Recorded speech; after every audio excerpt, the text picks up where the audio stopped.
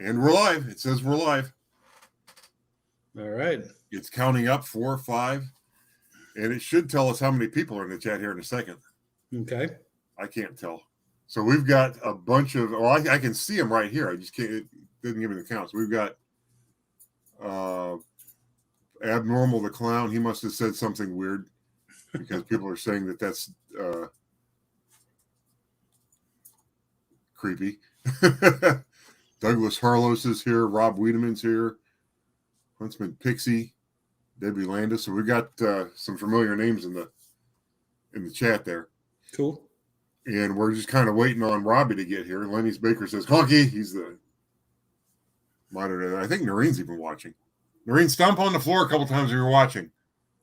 She's upstairs.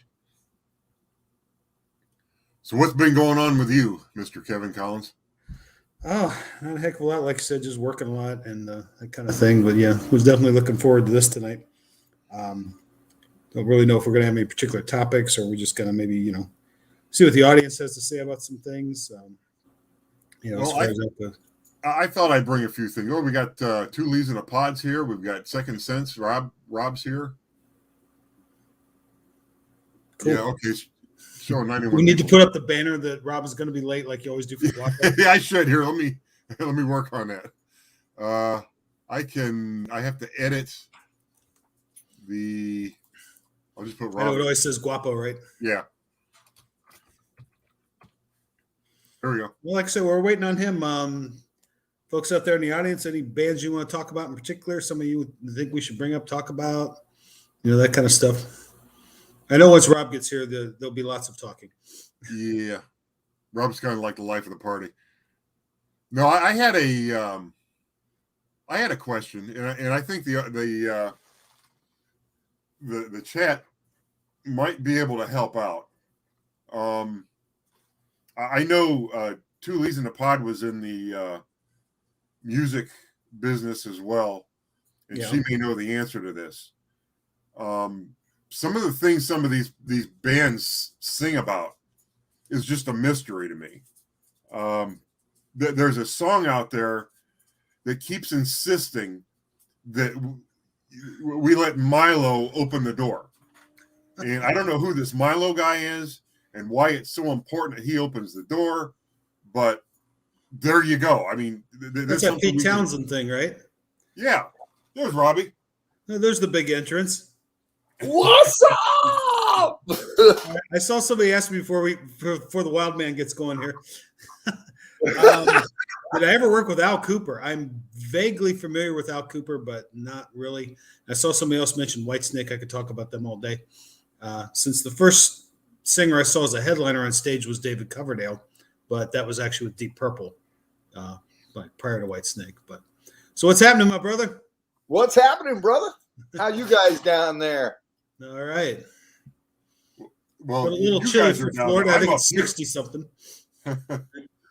Dude, we're going to be 59 tonight. I just had a nice big bowl of chili. Oh, chilly weather, baby. We hit 59 for a high today, I think. Maybe if we're lucky. That's a good day for November in Ohio. Yeah. It kind of looked like Ohio around here today. It was rainy and cloudy and just ugh. I thought to myself, it's like, we'll drop about 40 degrees and you got Ohio. So yeah. Hey, what's happening, everybody out there? Love you guys. Thanks for joining us tonight. Just here to have some fun, man. Robbie, I was asking the chat if they could help us out.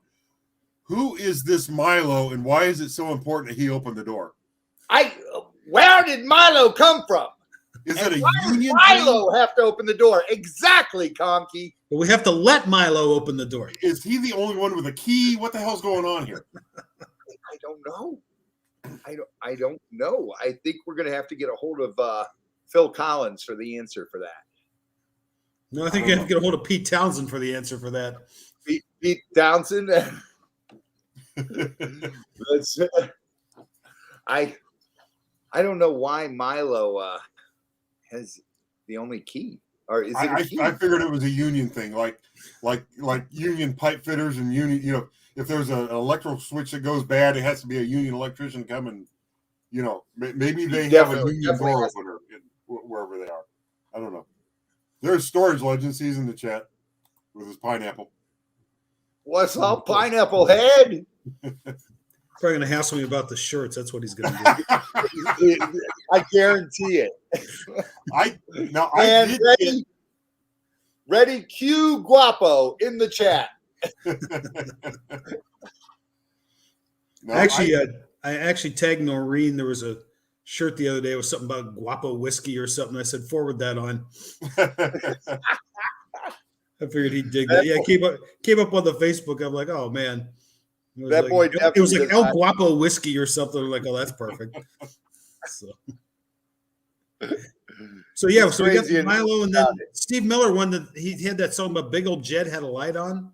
You ever heard that? Yeah, Big Old Jet with the light on.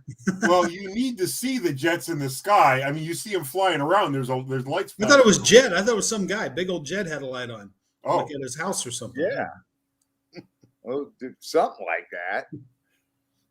Yeah. My wife's personal favorite. That's right. Hey, Conky, 2 leads in a pod. Throw that girl a wrench. We just came out with our shirts on Amazon, Conky. Our melon shirt. You got to see it, dude. It's awesome. I believe she's a moderator now. All right. We just came out with our melon shirt. It's a lemur holding 2 melons like this. And it says melons.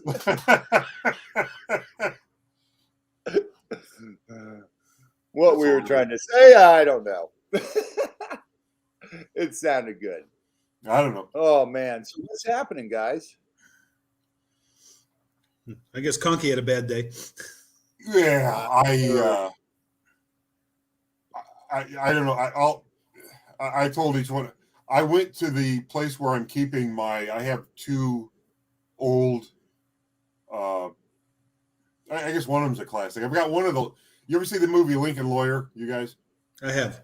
Okay, I've got one of those Lincolns, and I've got a '98 Mark 8 LSC, which is the one with the Mustang Cobra engine in it. And they sit side by side in this garage. So somebody broke into the garage and had a little field day with the catalytic converters. So I have to deal with that now. But that's. I don't think I knew you when I had the Mark IV. Exactly, Guapo. You remember me having a Mark IV, Lee? I remember sitting in your parents' driveway, becoming a non-car. Was that the one? I don't remember. Yeah, I remember. It was dark blue, wasn't it? Yeah, it was. Okay, so that was it. Yeah, see. Funniest thing ever happened. What's that? I may not remember your face. I may not remember your name, but I remember the car. Well, that's like the time that you saw some guy you said looked exactly like me, and he was driving a Thunderbird. I said to me, you said I had to back up and see, but the license plate wasn't yours. I'm like, it's kind of odd you know my license plate, but that's okay. That is crazy. Stalkerish, Conky? No, it's just I don't know how. I think maybe what I was looking at was the county or something. Oh, okay. License plate. All right. I don't know that necessarily that I knew your. But did your license plate start with BFK?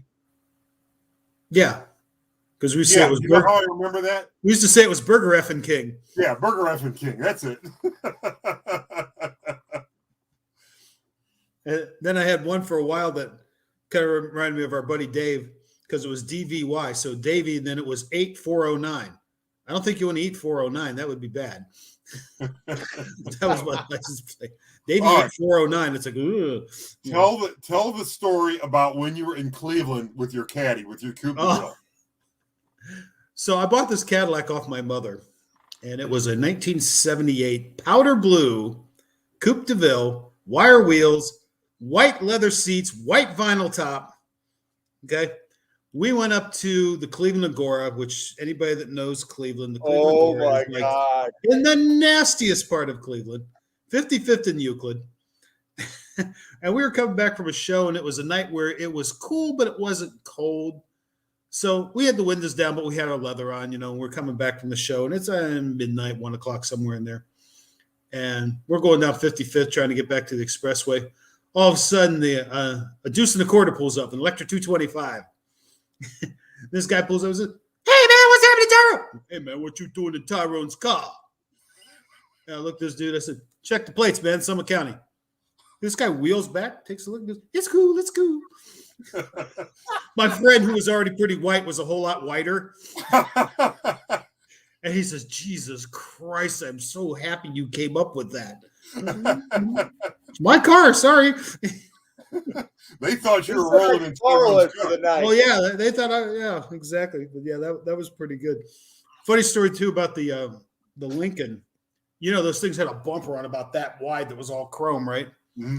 So I was sitting down there by the Six Corners there at Chapel Hill. And I'm just sitting there waiting on the light. You know, that light lasts forever, right? Yeah. And I'm just sitting there. I had some Motorhead or something blazing, and then, you know, I'm just sitting there jamming. You know, all of a sudden the car, I'm sitting there driving. All of a sudden I go, "The hell was that?" I look back behind me. Here's this little Monte Carlo had run into the back of me, and the whole front end was just smashed in. There was like fluids going everywhere, and I'm like, you know, I barely even moved. You know, I just like rocked forward a little bit. I'm like, what the hell was that? You know, I get the car's girl sitting there. She's like, I'm sorry. And I'm looking at her car. I said, I bet you are. You know, I'm looking at mine. It's like, oh, look, you knocked the dust off my bumper. Oh, no. What do I do? I said, well, I said, it's like this, kiddo. I said, I could call the cops and, you know, in Ohio, you know, they do set fault, you know. And I said, they're going to say you ran into me and it's going to be your fault. You're going to get points on your license. It's your call. I don't need to call them. So, okay. So I just went on my way. Oh my goodness! But yeah, I mean, you know, that thing was a tank, you know. So you know all about that, Lee, with yours. So yeah. We had a 64, I think it was, with the suicide doors. Nice. And that car was sweet, man. Oh, it's like the Animal House car, then. Yeah. Yeah. It was my grandfather's Lincoln. Nice. And oh man, that thing was so sweet. It was tank. And you got the suicide doors on there. It was neat. A lot of fun in that car. Nice big back seats. My uncle had two of those, and one of them was a convertible. And he bought it off a guy, and they never ever got the trunk open. They never got the trunk. They never knew what was in there for probably 30 years. That car sat there. They never knew what was in the trunk. Does it smell like a dead body? We just solved it. That's where Jimmy Hoffa is. Probably, yeah. I mean, that's funny. I was just watching we Goodfellas found before Jimmy we did Hoffa. this. Where's that Lincoln now? No. So we've got a question in here. Debbie asked, Kevin, have you ever heard of the Nomads? No. So sorry. Tell us about the Nomads. Who's the Nomads? You don't know either, Where Robbie? are they out of? I haven't heard of them. No, I know there's a Maiden song called Nomad. That's about it. Yeah. There's an Iron Maiden song. Yeah, from Brave New World, I believe.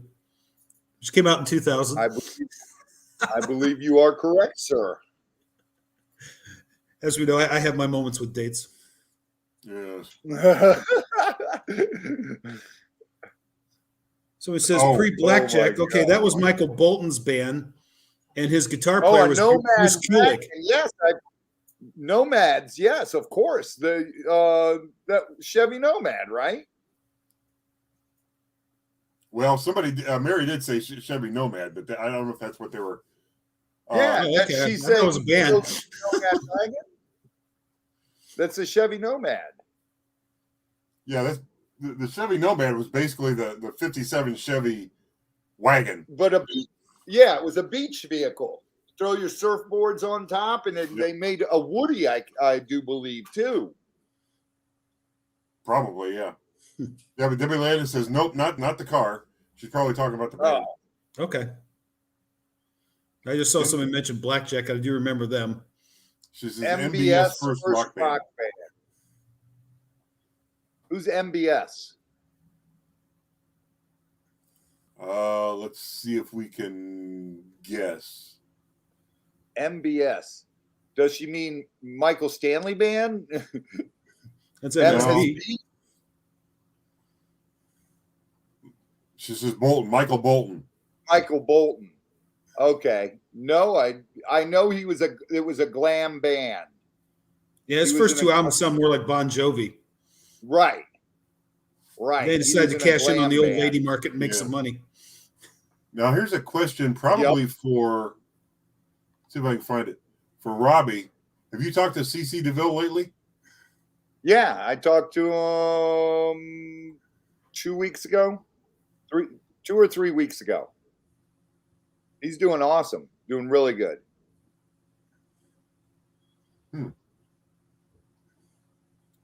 So is there going to be any Poison stuff, or is he doing his own thing, or he just kind of chilling? No, or what? Poison's going on tour next summer with GNR and was that finally going to happen? Yeah. The thing with Motley and I think Joan Jett? Yeah. Okay. It's Motley. I think Joan Jett and Def Leppard, I believe. Yeah, I think it was Leopard. I think that's what it was, Leopard. And Poison's going to do some extra shows out on the road with Joan Jett. In Florida, the couple. So they're playing, the big show is going to be in Orlando, but I think they're playing in Tampa with Joan Jett at probably St. Pete at the soccer field Janice place. Oh, I thought maybe they played Janice live. Yeah. No, that's Janice. Yeah, where the Rowdies play? Yeah. Yep. Okay. Where they played a couple years ago with who were they there with? Oh gosh. That band out of Detroit I can't think of their name now. I'm getting too old. Being out of Detroit, you mean Kiss? No, they Kiss was from New York anyway. Oh, okay. Oh, what were they called? What are they called? They're on tour right now. From Detroit. They do the Footsteps song. And Legendary. And the drummer's the girl from the UK. I'm lost. Oh my goodness. I can't think of their name now. That's a sure sign. Yeah, Kiss was from Queen. It is. And I like this band. That's the scary thing about it. Pop Evil. Yeah, no clue. They played with Pop Evil there down at the soccer stadium. Even two losing pods, it's not me. Pop Evil, two Lees. Legendary. What were they around in the 80s or? No, early 2000s, I think they started. Okay. They're a great band. Which is why I probably don't know anything about them. Yeah, but check them out. Michael, I think you'd like them. They're pretty good. The guy's got a killer voice, man. If I don't write that down, I don't know. Any new bands that come along, I kind of like them for about 30 seconds, and then it's like, okay, you guys sound like Led Zeppelin. What was that band though? The bunch of kids. Greta Von Fleet, you know. Yeah, I like that for about 5 minutes. Now there's a band I've heard called Dirty Honey. They seem pretty good, but I don't know. I lose interest pretty quickly. You know, I've got so much good stuff already. I hate to say that, but you know, that's how I feel about it. Well, yeah. Speaking of Led Zeppelin, I keep hearing that most of their songs are actually a cover song from other bands, but you'd think they wouldn't get away with that, would they? It's a lot of old blues stuff kind of ripped off. A lot of it. Okay. Not necessarily word for word, but like, you know, a lot of the main riffs are there. You know, that kind of stuff. It's a lot of the old, like, you know, Muddy Waters kind of guys and Robert Johnson and that kind of stuff, like the really, really old blues guys. That's where they get a lot of their stuff. But honestly, most of those bands from England were just, you know, recycling blues stuff, you know, I mean, even like the Stones back in the day. And Taj Mahal. Yeah, all those guys were just kind of taking the old blues stuff and putting their own, you know, spin to it. So yeah, there was a lot of that went on. They were just rocking it out. Yeah, basically. And then we go right back to what I said last time, Conky. It's all 1-4-5, baby. Yeah, I wish I could play. There's a video of me trying to play drums in Kevin's basement. Because I think we taped that. Did we? I think so because I remember we taped Donna. She was just a baby. Yeah, she was a little kid. Kevin, how many rim shots did he have? What's that? Most of rim shots. I say most of them, but that's all right. I could not play the drums to save my life. Dude, could not do that's it. That is really. It's actually pretty tough to play. I always kid people. I say, well, if you count to 4, you can play the drums. Yeah, right. Bull. You got to have some stamina to play the drums. Yeah, it wasn't just that. It's just I guess I just have no timing whatsoever. Well, it was kind of interesting. I don't know, Lee, did you ever see the band I was in, Encroachment, that had, instead of a bass player, we had an electric cello player? Yeah, I've seen that. Okay. Oh my God. So, that was it was very cool. We had like we had a piece at the bottom of the fingerboard that had a couple DiMarzios on it, and we ran it through a bass amp, and it had distortion pedals and everything like that. It was really cool. And so, a lot of times the guy would play it like a bass. He had like a thumb pick. He would strum across it. Sometimes he'd actually use his fingers. Other times he would actually use the bow. We had one song where he would just lean the thing out away from him and just start beating on it. It was great. But it really blew some people's minds. But that band was a little more low key. But then there was a time that we played. It was New Year's Eve down in Dover. Did you go to that gig? Yes. Yeah. Okay, that's where you saw it. Okay. That was the day I got bit by the dog when I went to pick up. Yeah, I had bandages all up and down my arm. What club was in Dover? Oh, no, actually it wasn't a club because my bass player, Todd, he owns a bunch of property down in Dover. He's got money out the yin yang. And so it was actually a building he was renovating, had a big hall space in it, and we used that. But so too easy. What's that? That was too easy, two Lees. Michael, read her question. Who was considered the 6th member of Guns N' Roses? I don't know, that keyboard player, what was his name? Dizzy Reed or something like that? I don't know. Dizzy. There was also Gilby Clarke was in Guns.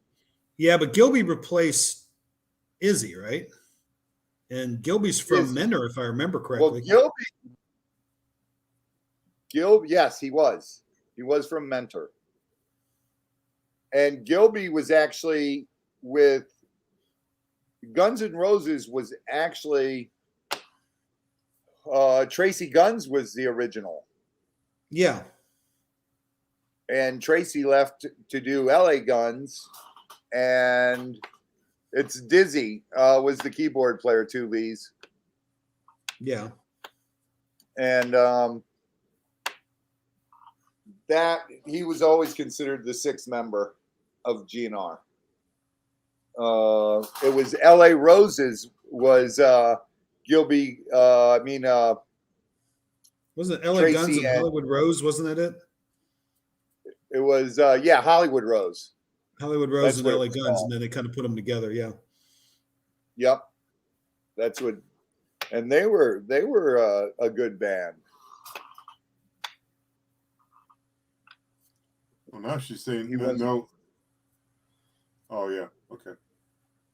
Yes, two Lees. It was Dizzy was the 6th member. Absolutely, positively, for sure. He was always considered the 6th member. I just remember seeing them in '87. And they were this 5-piece rock and roll band. And by the time they got back around in '91, it's like they had, 3 keyboard players and a percussionist and background singer. What the hell? This is a traveling circus? You guys are supposed to be a rock and roll band. So I was kind of done with them at that point. That was just me. Hey, yeah, you guys out there, man, you're watching, you're enjoying this. Hit that super chat. Toss Conky some funds out there, man. Put a smile on this boy's face. He's had a rough day today. Yeah. Conky, Yeah, I please knew as soon as I go hit in there that and key. steal your back tray. I say we get to move on. Now, what was that from? Eddie Murphy. Okay. So Someone- Abnormal the Clown asked about Crowbar. I'm familiar with Crowbar more because I'm familiar with Lillian Axe. Lillian Axe's guitar player is a guy who goes by the name of Steve Blaze, but he's really Steve Newmanbacher. And his brother, I think his name was Craig, was the drummer in Crowbar. So that's how I was kind of connected to them.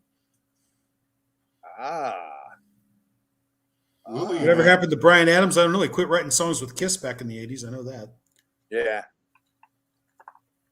I could just see Lillian Bryan Axe. Adams going to his record company and saying, hey, I want to put these songs on my next record. This one's called War Machine and this one's called Rock and Roll Hell. And I'm sure his record company's going, no, you stick with the Robin Hood themes, okay? You know, make some money. Yeah. So he co-wrote with Gene Simmons, supposedly. And then they ended up on Creatures of the Night, which is a hell of a good record, despite being a very turbulent time for the band. Was that the first one they did without the makeup? No, that was the last one they did, quote unquote, with makeup. Okay. And then the first one without it was Lick It Up, which was the only tour I never saw of Kiss because I was like, I don't know if I can stomach them without makeup. Thank you, Lenny. Yes, thank you, Lenny. Yeah. Kiss went through a period where, I mean, they were a rock band and then they decided they wanted to do disco. It wasn't disco. It was like It was 80s one pop. song. Yeah. But the album that came from Dynasty is actually a pretty darn good record. I actually did a ranking of the Kiss videos, and Dynasty was pretty high on my list. I mean, they do a cool version. Well, Ace does a cool version of 2000 Man, the Stones tune. What else is on the album? Dirty Living, Charisma. There's a bunch of good songs. Sure Knows Something. And, of course, the disco song. But Yeah. I thought it was a pretty decent record. I saw that tour twice. Yeah, one of my favorite shows that I went to. Well, here's the funny thing. All but one of my concerts that I've gone to have been with Kevin. I've gone to one concert that Kevin hasn't gone to. What was that? Anybody can guess what that is. I know, but I'll The stay Bee quiet. Gees. Nope. Jimmy Buffett. It's a person, correct? Yes. It's a person, and he relies heavily on other artists to create his own And it's not Kid Rock. music. Gonna put Michael that up. Stanley. Nope. Well, I guess Noreen just, because she was there too. Oh, she's cheating. She Yeah. Yeah, okay. But yeah, it was Weird Al Yankovic. Anyway, I was going to say that some of my favorite concerts that I've gone to with Kevin is we went to see Ace twice, didn't we? Yeah. And We saw him at the Odeon, and then we saw him. Where the hell was the other one? I think it was Peabody's, maybe. what, Rob? Conky. Yes. Dude, I got to tell you a funny story. Weird Al. Dude, he lived right down the street from us on Sunset Plaza Drive. And one time I was pulled up right next to him at the light. He drove a little red Miata. Really? And I rolled down my passenger window and I said, "Pardon me, would you happen to have any Grey Poupon?"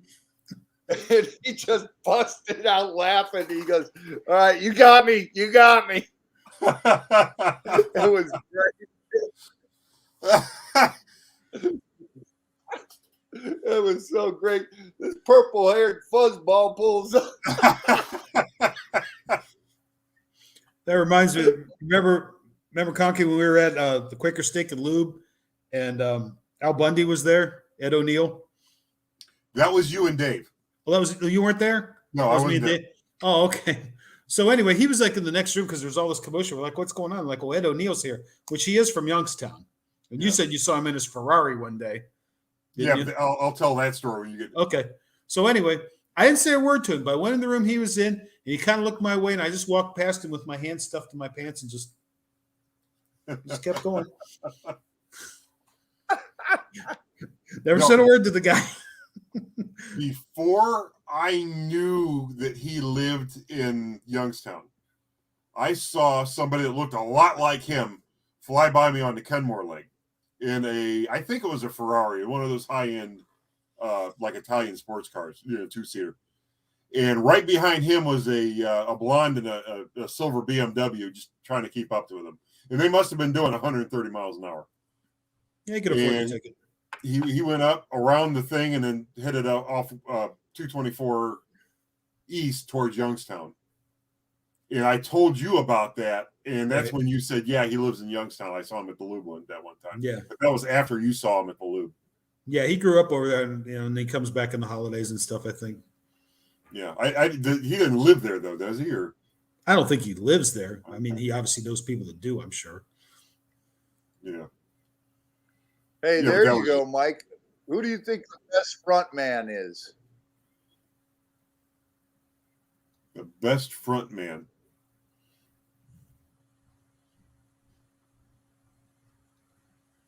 Who's your favorite? Give me your top 5 frontmen.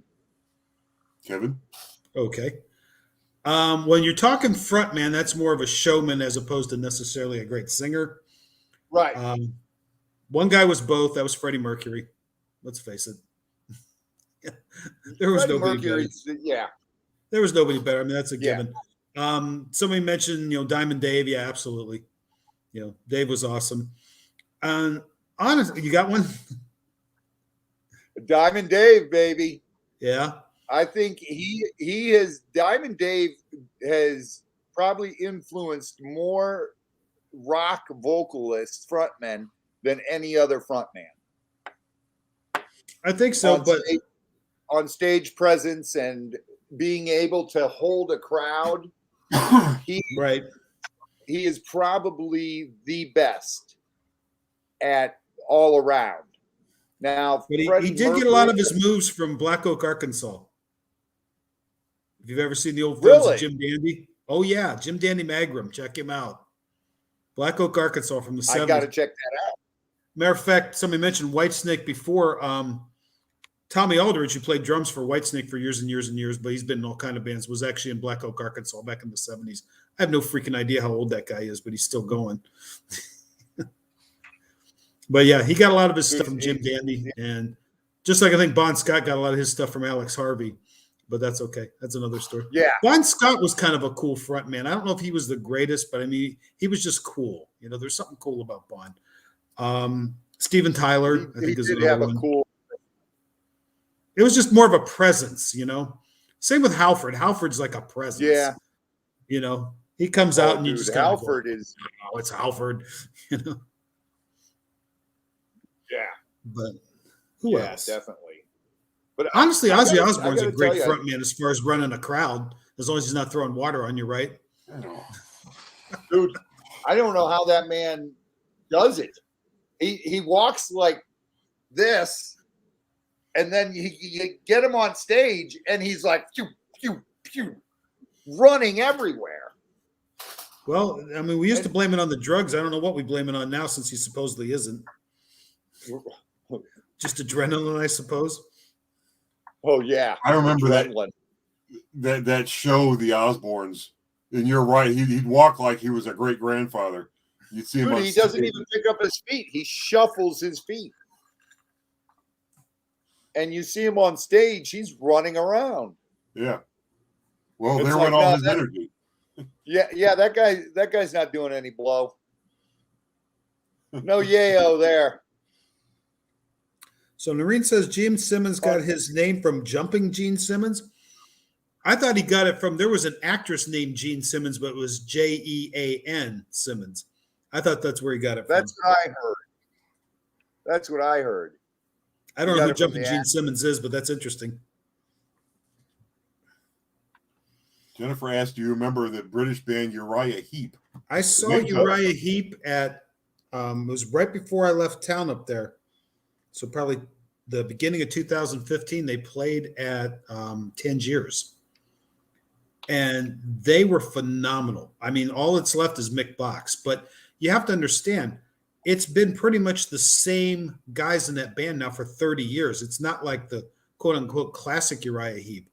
But these guys just killed it. They were great. I mean, they were way better than I ever expected. And they've got a ton of records out, and they still put out good quality records. So, yeah, definitely familiar with the Heep.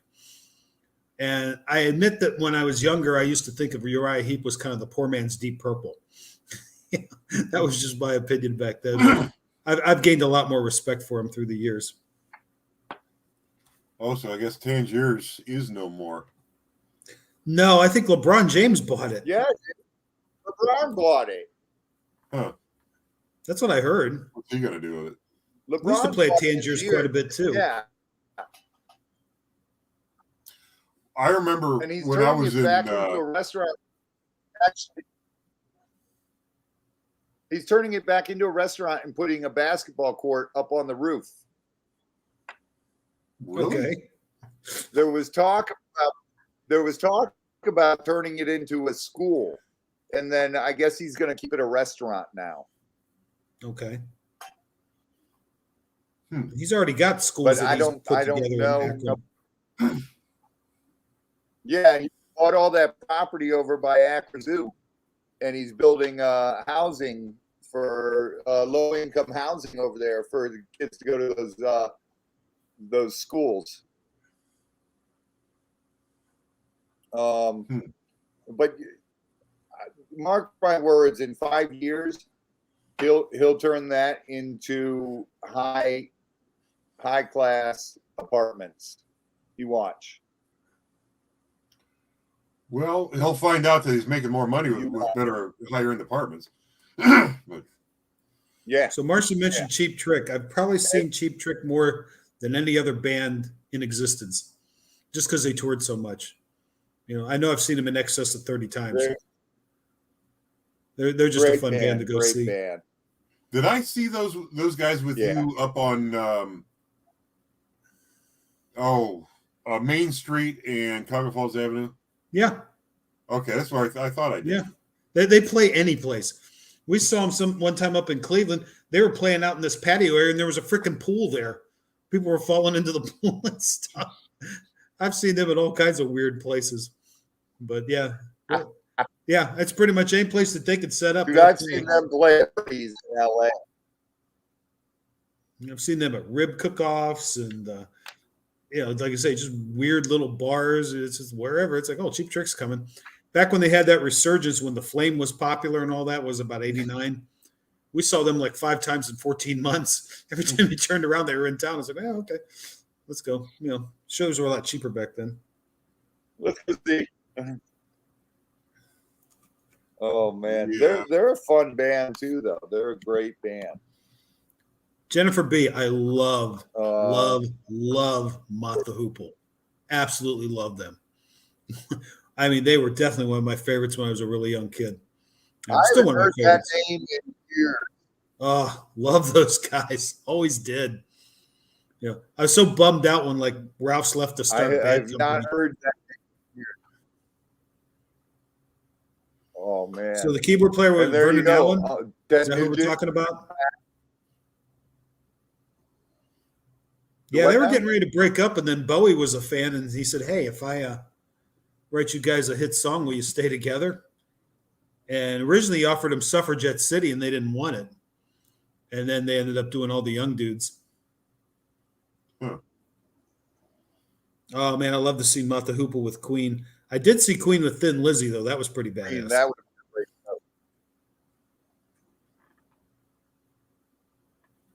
I'm just listening to the dog snore over here. Anna, I've never been to a concert and I'm 54. Wow. That's just a shame. Wow. Got to get to a concert. That is. I quit counting concerts at 200, and that was in 1982. So, but they were cheap back then. You never stop counting. Actually, I did stop counting on that one.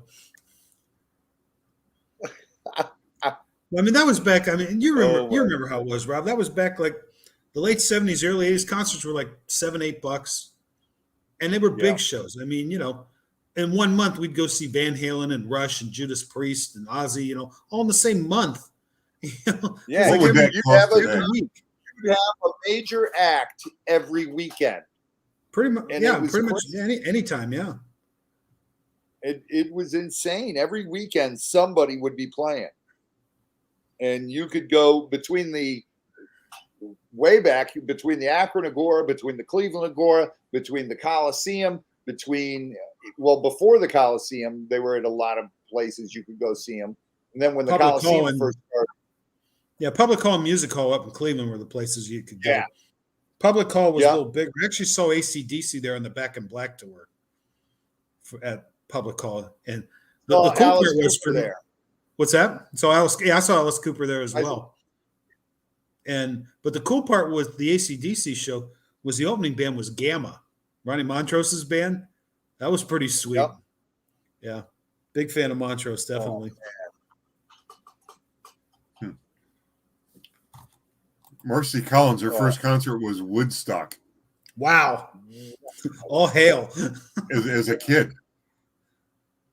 That would have been awesome. That was like a 3-day concert or something, wasn't it? Yeah. Yeah. Yep. Rainbow was there, right? Yeah.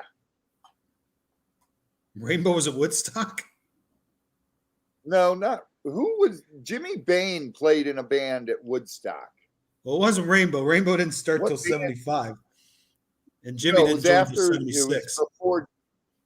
It was before Rainbow. It was Jimmy that old? I can't think of it. Oh God, yeah. Yeah. Jimmy was an old boy. God, I can't. So I saw Richie Blackmore. You're going to have to look that one up.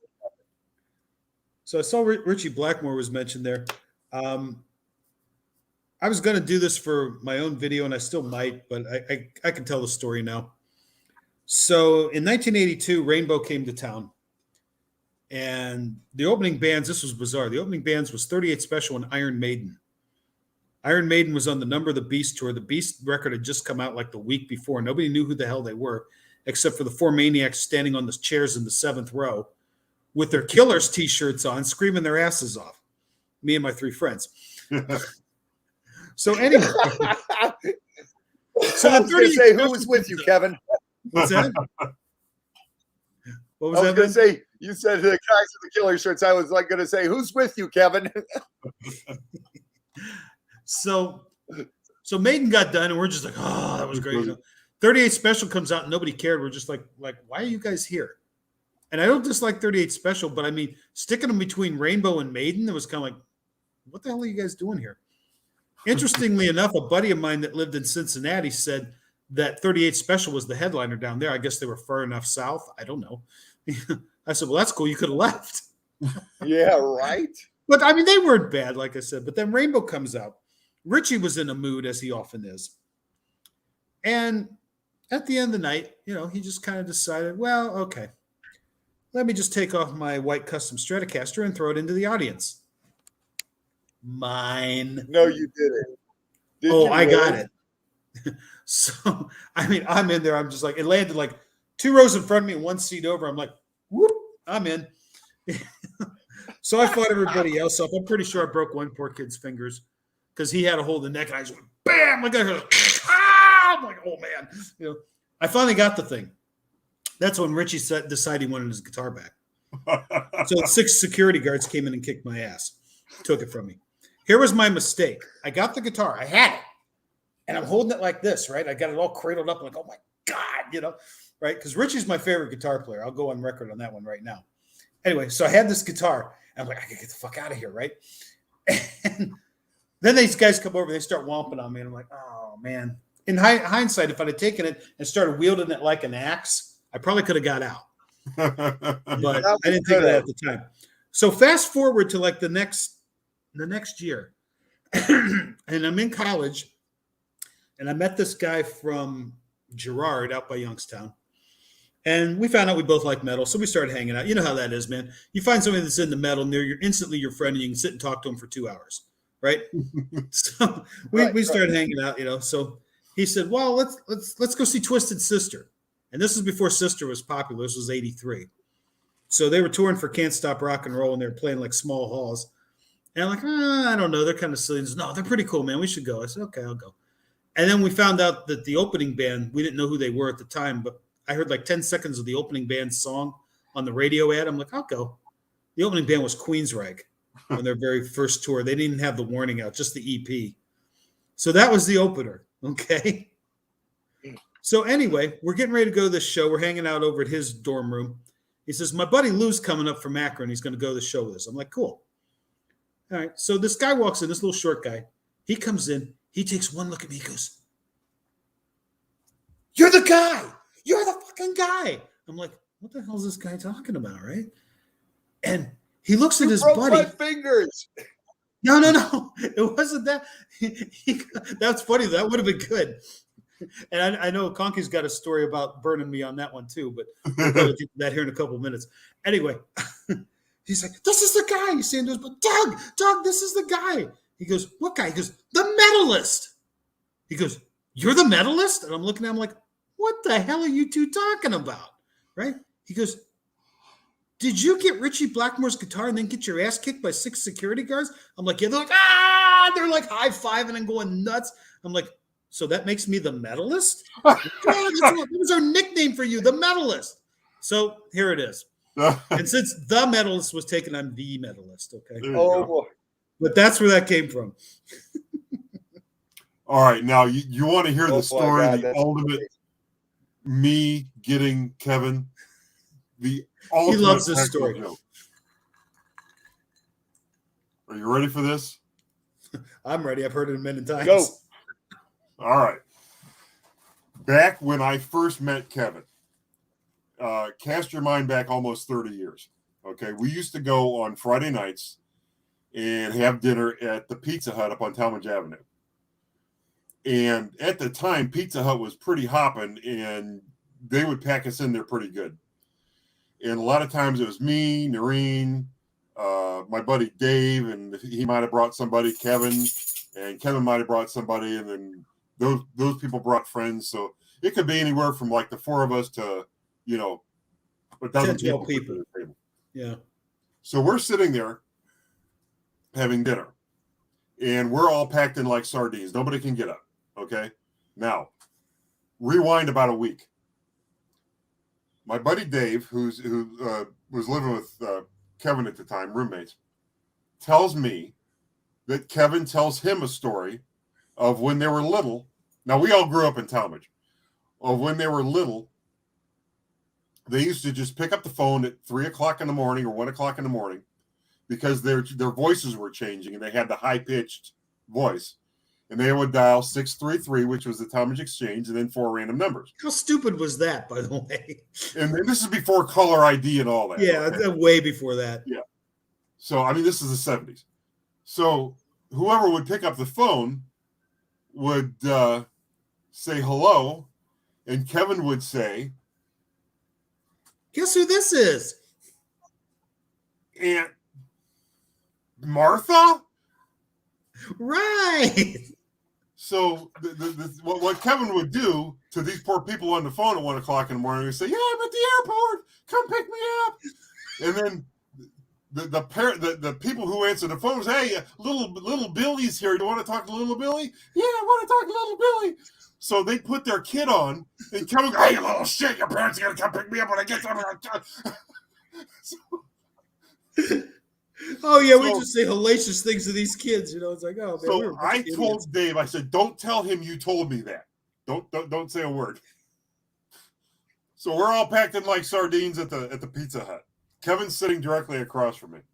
Right in the middle, up against the wall. Couldn't get out if I wanted to. Could not get up if he wanted to. Noreen's sitting to my right.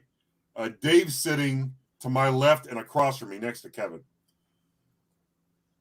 And we got to a little lull in the conversation. And I said, I remember one time my Aunt Martha called at 1:00 in the morning, cussed me out. My parents went to the airport. She wasn't there. And I just kept going on and on and on and on and on.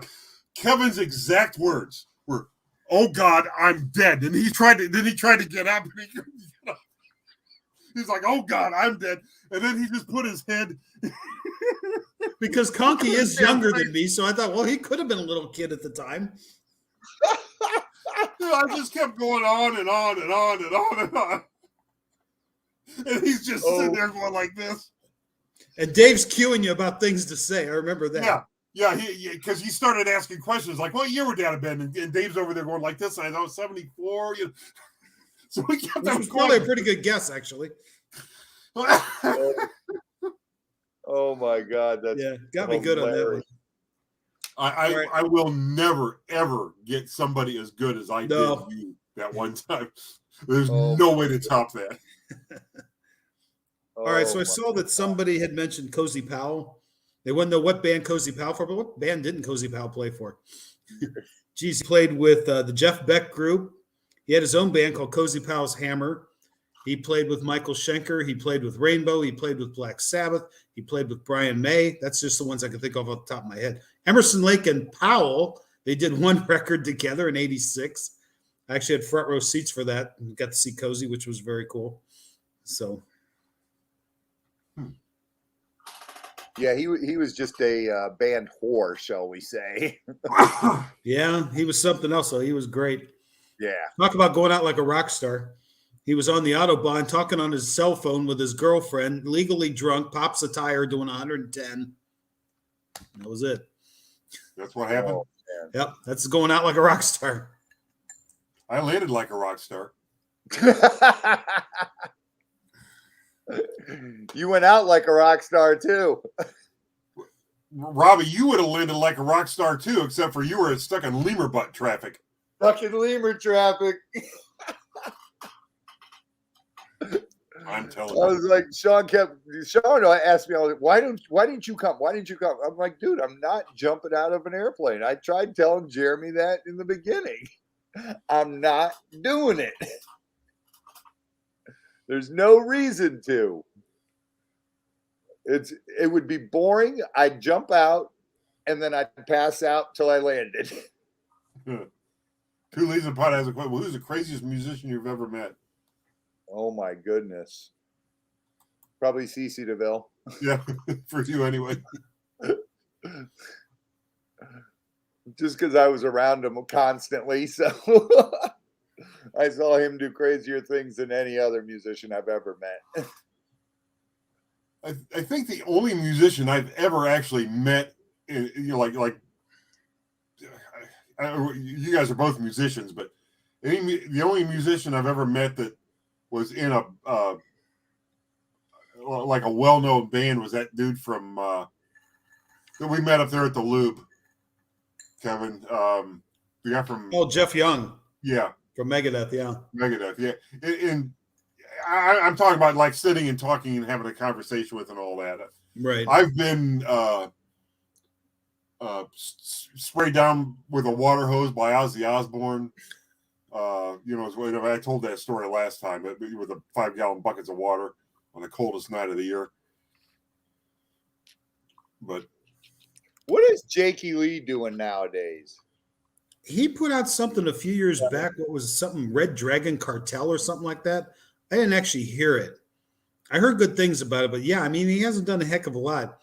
I think him and John Sykes are trying to see who can do the least and still be talked about.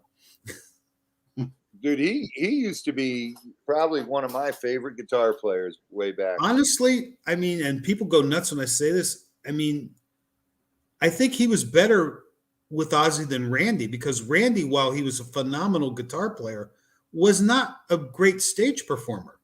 Right. You know, he just stood and played. Where Jake was both. Jake was a killer guitar player and a hell of a performer. Oh, yeah. You know. Yeah. I remember seeing Ozzy grab Jake's hair and just yank him, and Jake's just. If you were in 5 feet of Jake, you could grab his hair. Yeah. I think him and Steve Stevens were having a contest for the biggest hair. Yeah. Oh, Oh man, but Steve Stevens had to do it because he was only 3'10" without it. That's true. That damn midget. I remember the first time he came up to our house, and I was like, "Dude, I thought you look a lot taller on stage." Well, it's the heels, man. It's the heels. It's the heels and then the hair. It's like Some comment, Amy. I saw Pink Floyd in '77 at Cleveland Stadium. I wasn't old enough to drive. I went with my older cousin. He got a little, shall we say, medicated, and I actually had to drive home, which was okay. I knew how to drive, but I, technically couldn't. What were you, like 14? Yeah. Well, you used to drive to school when you were 14, didn't you? Yeah, like I said, I mean, I could drive, but he drove up there, and driving back from Cleveland Stadium after a gig, I was going, a little scared, but I managed. Yeah, driving to school was no big deal. But Jenny Robbie, B, somebody wants to know why you got out of the music business. I got out of it just in when? 92. Okay. In 92 or 93, because I woke up one day and I had You were a grunge guy? Is that the problem? No, I woke up one day. I had a bunch of my friends OD'd through the years and die. And then my one friend who was working with Little Caesar, he OD'd. I remember that. He OD'd, and I woke up and I just said, if I don't quit this, I'm going to end up dead like everyone else. And I literally bought a tour bus. I went to Vegas for 2 weeks, 10 days, and checked into the suite. They used to comp us the suite all the time when we'd go up there, and they comped me the suite, and I was in a fetal position and just going through hell. And I came back to DeVille's and I said, I'm moving back to Ohio, back to my parents' house. I got to get clean. And I left there to do that. It's just, 7 years, every single day. I'm lucky I remember anything. And it just, I don't care how many times you go to rehab, you go to that, you're not going to quit unless you're ready to quit. And something just snapped in my brain where it said, look, you idiot, I gave you this life. Don't ruin it. And I thank God every day for waking me up, because if not, I would have been dead. Definitely. I lived fast, hard, and played extra hard. And it was all sex, drugs, and rock and roll back then. And for us living, being a kid and living in a 5,000 square foot mansion in Beverly Hills, you get anything you want for free. So it was like I had to leave or die. And I knew I made that decision, and it was a good thing I did, because that made DeVille open his eyes and get clean as well. Because when I left, he was there for another year, and he called me up and he said, hey, I'm getting clean. I need you to come back out to LA and stay at my house so the contractors can fix it up and everything. And I'm going to be down at my parents' house in Anaheim. And I said, you promise me you're getting clean? And he said, yeah, I promise you. And I got on the next flight the next morning, and he picked me up at the airport. He probably weighed 300 pounds. I didn't even recognize him. And he dropped me off at the house, took me up there, and he went. And that's when he started he was getting clean, and I already was clean. And best decision I made, it probably saved his life, and I know it saved mine. You know, it's just, you got to wake up and do it yourself. You can't, all these people, you see all these people who go to rehab, man, they all fail. The biggest joke in Hollywood was like, how many times you been to rehab? And then Ozzy telling me the story the day I went to pick up my G&L basses, came into Guitar Center, and he was telling me the story. I was like, I thought you were in rehab. He goes, yeah, I just got out. And when he checked in, his wife sent him to rehab, and he had an ounce of blow in his pocket. And he goes, they tell him to empty his pockets. He puts the blow down on the table. They take it. He goes, I'm not here for me bloody blow. I'm here to quit alcohol. I heard Sharon tell the story that she told Ozzy that he was going to rehab so he could learn how to drink properly. He goes, oh, okay, well, that makes sense. You know? And he shows up at Betty Ford and asks them where the bar is, and they're looking at him like, what?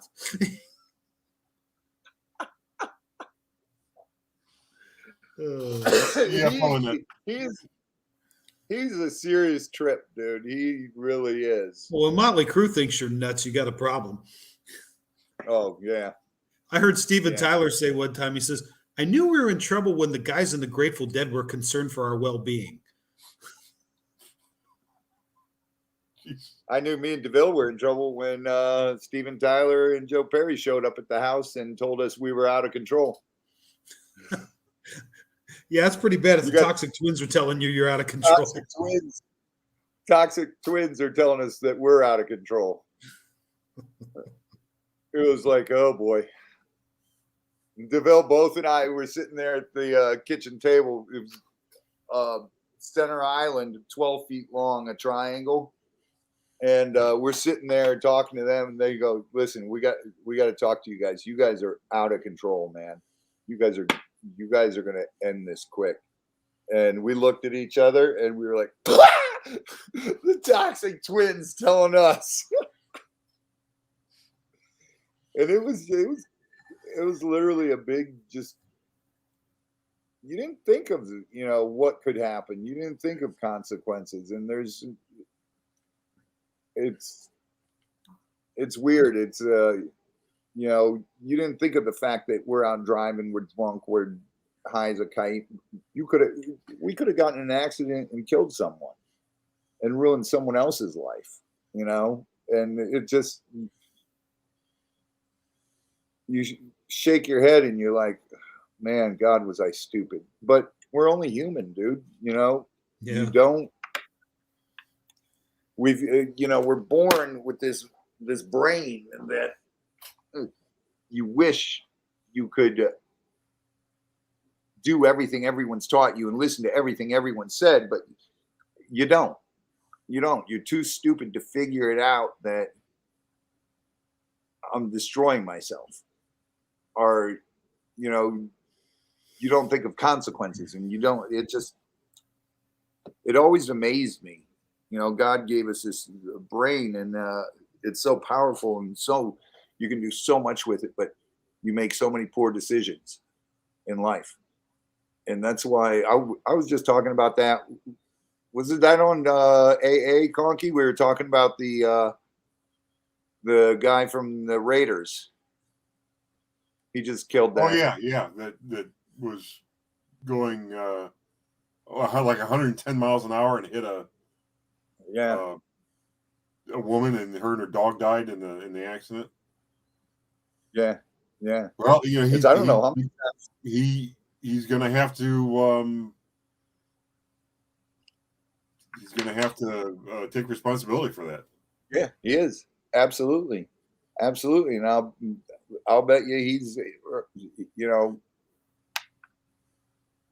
it's scary. I don't even know how to explain it. You know, I don't know how many times I was on the 405, either in DeVille's Cobra or in a Ferrari that we rented, doing 150, 160 down the 405. And you just, Robbie, you got lucky. dude, that's why I say, man, I've got so many guardian angels because I don't know how I ever made it through LA. And I don't know how I did. It's insane. You know, the things we did. We'd stay up for 3-4 days partying.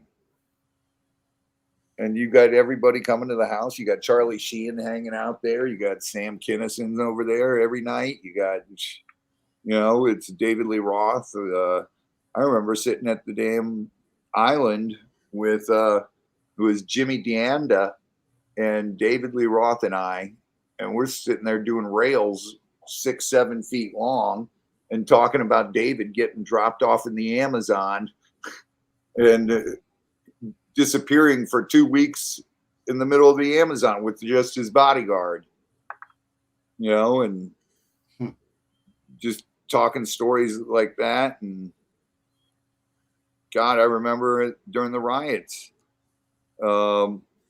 Tommy Lee and I were down at Tattoo Mania on Sunset, and a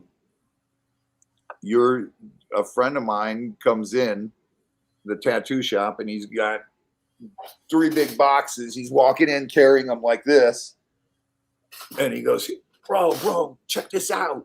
And he pulls out these bottles, they're cases of morphine. Yikes. And I'm like, whoa. And I'm like, he's like, here, Merry Christmas, dude. And Tommy Lee's sitting there getting tattooed, and I was getting tattooed, and Tommy Lee and I are doing shots. We're taking it, pouring it in a shot glass, just whoop. And after about the 5th, 6th shot, he looks at me and goes, dude, I don't feel anything. Let's do another one. I'm like, all right, hold on. I got to piss first. And I get up to go to the bathroom. I'm like, Dan, stop a minute. I got to pee. And I get up to try to walk. And it was like I put my foot down and it kept going. It felt like weird. Then we called it cloud walking. I'm like, dude, I'm not doing another one. No way. Get up, try to walk. And he's like, bro, this is awesome. I was like, man, that's insane. You know, you wonder how you got through life. Yeah. And people like Tommy, man, he did it for a lot longer. And I wonder what happened to Kevin. Yeah, what happened to Kevin? He kept freezing up a little bit. I saw that. There was a question up here. Shadowrunner had a question about. There it is. What happened to Kevin? 100%. How'd you get down there? Get this. I forgot my damn cord for my computer and my battery ran out. I'm on my phone now. Oh. Oh, I said, all of a sudden it just went, I'm like, oh no. I don't know if this is going to work or not, but that works. Yes, Kurt Cobain was on drugs when he died. 100%. And, Didn't he kill? Didn't he like shoot himself? Yeah, he blew his head off. Oh, okay. Well, we don't know if he did or Courtney did it. Yeah, maybe. But those two were getting high so bad together, and that was just a accident waiting to happen. And obviously it did. Yeah, unfortunately. all right, well, I don't know, man, because right now Robbie sounds like a robot to me. Robbie the robot. Thank you, too, Lees. Appreciate it. Lee, you sound okay. I sound okay? Yeah. Yeah, you sound good. Okay, you sound good. You sound okay now. Okay, cool. Okay. Moving on. Cool. You almost look like Kevin with that clock in the background. It looks like your hair. Oh, okay. It does. It looks like you got a halo. Yeah, that's something my wife put on the wall up here. Oh, I thought that was a clock for a minute. No, we don't have any clocks in here. We just got like every possible beach themed thing on the wall and a picture of Cher. Well, you And do a live near picture the of beach, Cher. so- That's her favorite. Oh I my remember goodness. as a kid the Sonny and Cher show on TV. That had to be like the early 70s, wasn't it? Yeah, it was. Mid-70s. Even back then, I didn't know anything about genetics or anything, but I was always looking at that show going, so how do these two dark-haired, dark-skinned people have this really blonde white kid? How does that work? Adoption? I don't know. Well, if you ever see Cher's Give me mother, 2 steps, give me she's 2 very steps. blonde and very, very fair, shall we say. Okay. So the kid must have took after her, because even back then I'm like going, how does that happen? It just didn't make any sense to me. It's just she doesn't look like either one, Yeah. You know Yeah. what I mean? Now he really doesn't look like either one. Mm. Yeah, there's a whole different thing going on there. A little bit. Is it he? Used to be a she. Used to be, but can you really technically say he? I don't know. They do. I think they say they. They say they. Yeah, they say they. I think so. Which is weird because they indicates plural. Yeah. So, I don't know. It's weird because there's a bunch of kids in high school now that do that crap. Yeah. They come with the beginning year. It's like, oh, my name's Lily, but I want to be called Matthias. Yeah, okay. That's the shame. A lot of them do it just for attention. That's what I think too. It's like, fine, I don't care, I'll It's call like you whatever. Call me whatever, but late. Call me anything but late for supper is the way. Yeah, pretty much. Marcy asked, "What Someone is say Steve supper? Perry mean?" The Who. Great band. Great band. That was one of the first shows I ever saw. I got all the big shows out of the way early. My first 5 shows was Deep Purple, Elton John, The Who, Queen and Thin Lizzy, and Led Zeppelin. Holy So once I got those out of the way, then I Elton could check out some minor stuff. What Elton John tour was that? That was 74. Would have been maybe Caribou. I would have never guessed that you've gone to see Elton John. I only saw him Elton twice. John. I saw him in 74 and 94. Huh. Because somebody I knew wanted to go see him. I'm like, yeah, why not?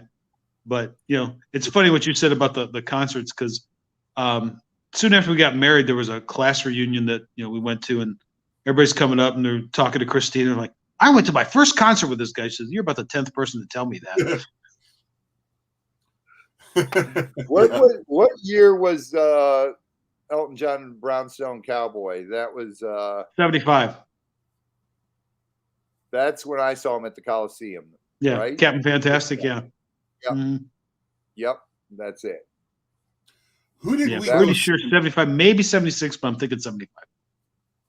Who did we go see at Blossom where it was just me and you standing on the outside and Rooney and Christina were bopping around in the middle dancing and everything?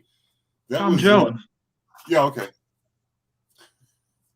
I've seen Tom Jones in 4 different states. Florida, Ohio, That's a- Vegas, and We saw him in West Virginia too, oh, okay. down at the Mountaineer at the casino. That was a cheap night for me. She was actually watching the show instead of gambling. Good for you.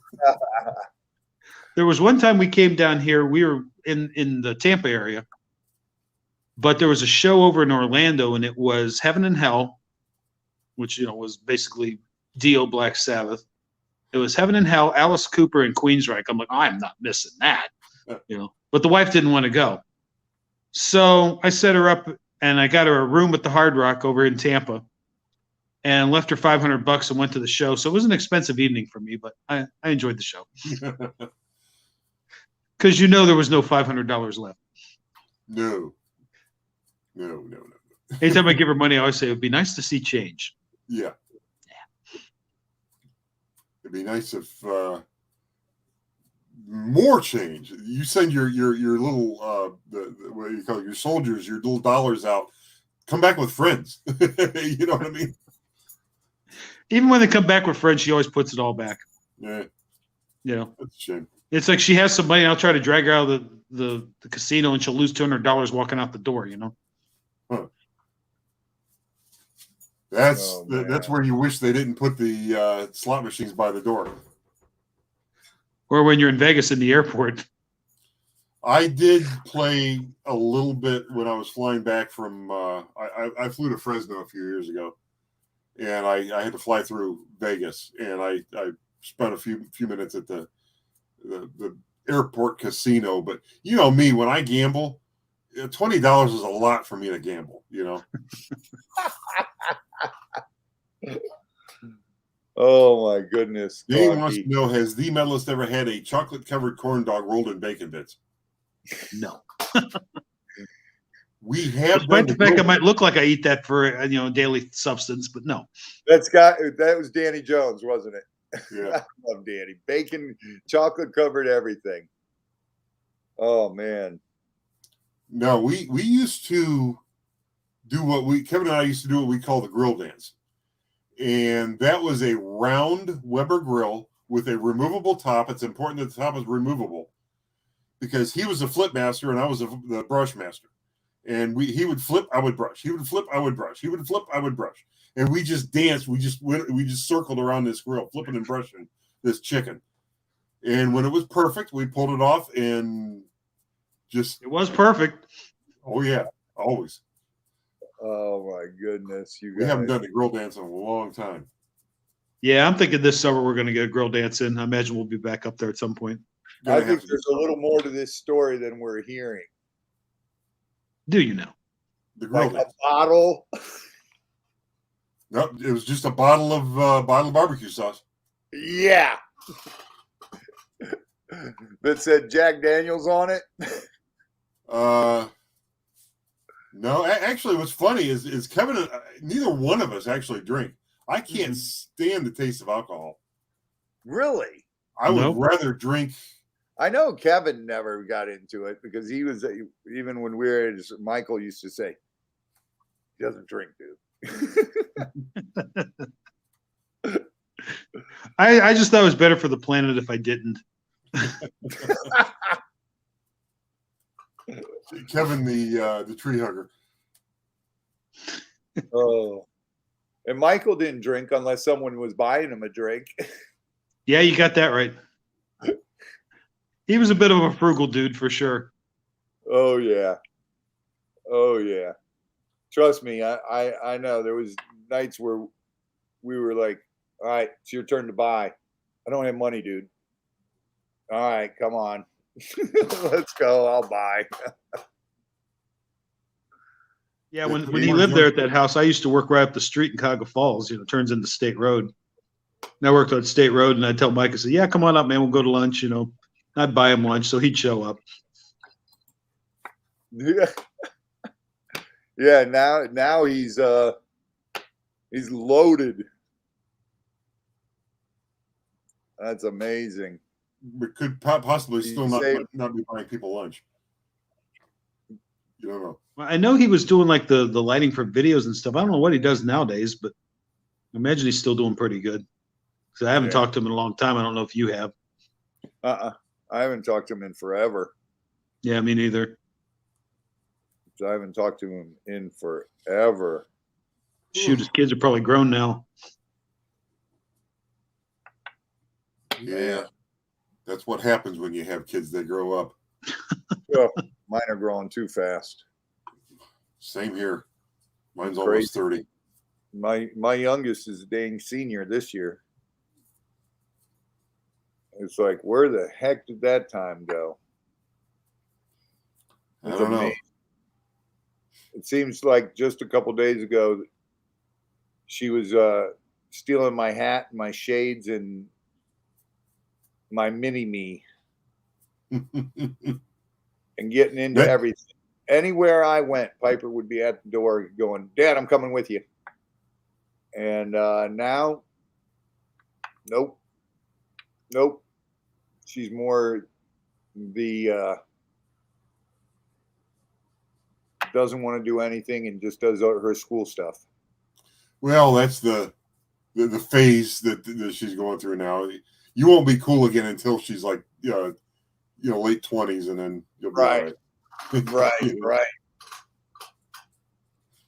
It's crazy. It's just like, oh man, they grow up way too fast. I remember the Z when he was just a little tard, and it was probably about 2-3 months ago. I was sitting there watching TV and watching National Geographic, and some super snake show comes on, and they start talking about the Burmese pythons crossing with the reticulated python and African rock python and becoming a super snake, and that would survive anything and take over the world. And Zoli was in it when he was a little kid, and there's my son pouring water into a tank with a snake in it, and then he forgets to put the brick back on top, and the snake escapes.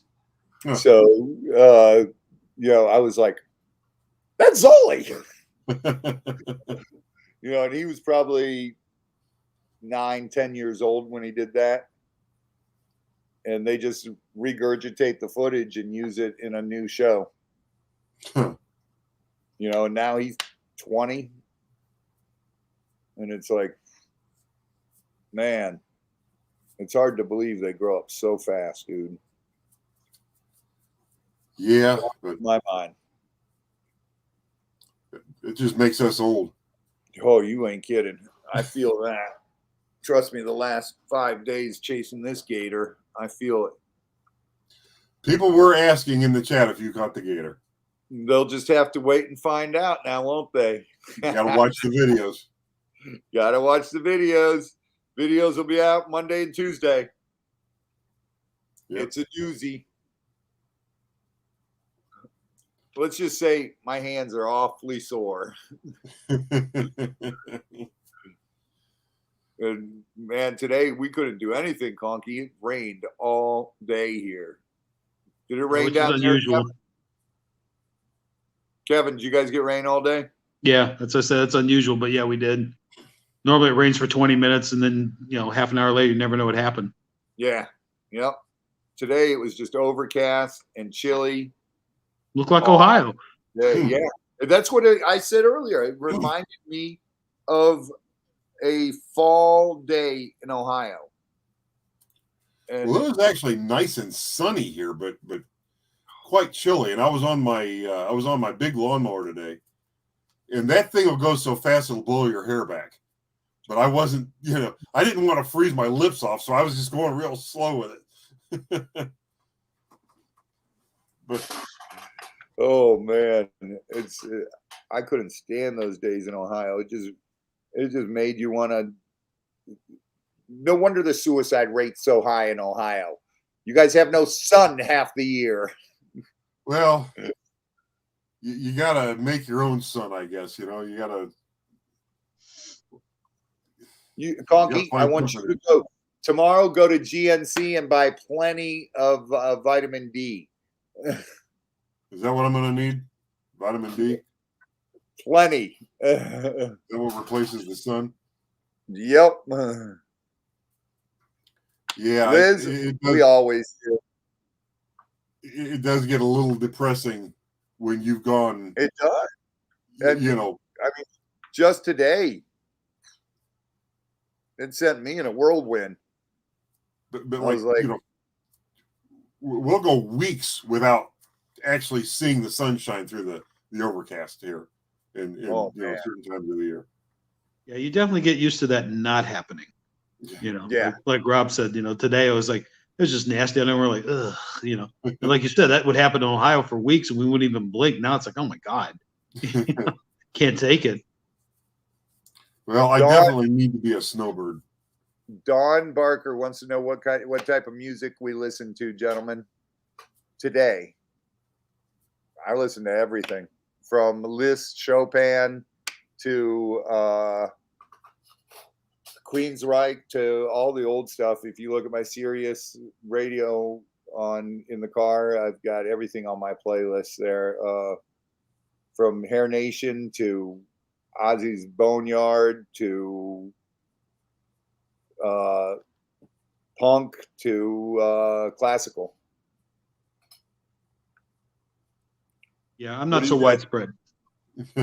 Yeah. I think the bands that have just like aged the best for me is UFO and Thin Lizzy. I still listen to both those guys all the time. You know, like I occasionally get in a Deep Purple mood. Not so much Maiden anymore. I mean, I don't know what happened there. I mean, you know, from like 80 to 85, to me, there was two kinds of people on this planet. There was Iron Maiden fans and there was dead people. Because if you weren't into Maiden, I don't even know why you bothered existing. White man came. That's kind of, as a matter of fact, I did a rant on like what's wrong with 21st century Iron Maiden, and that one's actually done pretty well. That's by far like my best viewed video, and it gets people all up in arms and stuff. So I guess that's what we need, is a little more controversy. So yeah, but yeah, a lot of people are like, how can you say that? You know, and I'm like,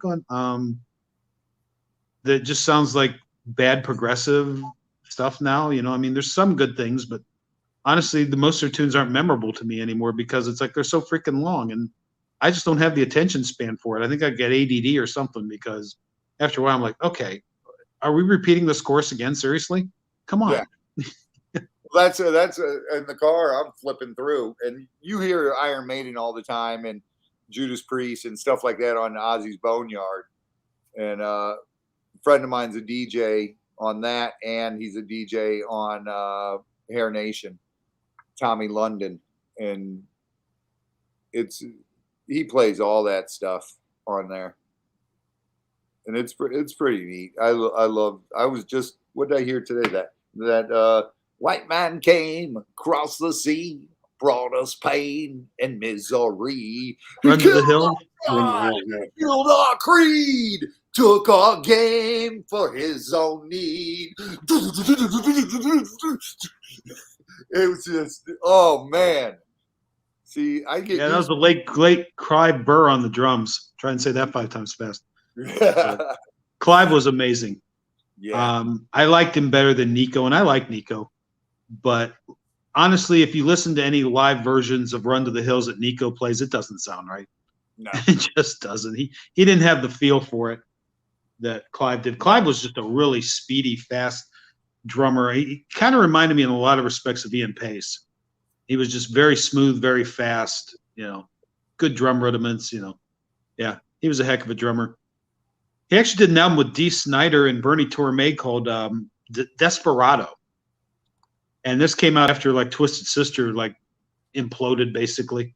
And it never actually came out because it was supposed to come out on Atlantic, and they pulled it a couple weeks before it's supposed to come out.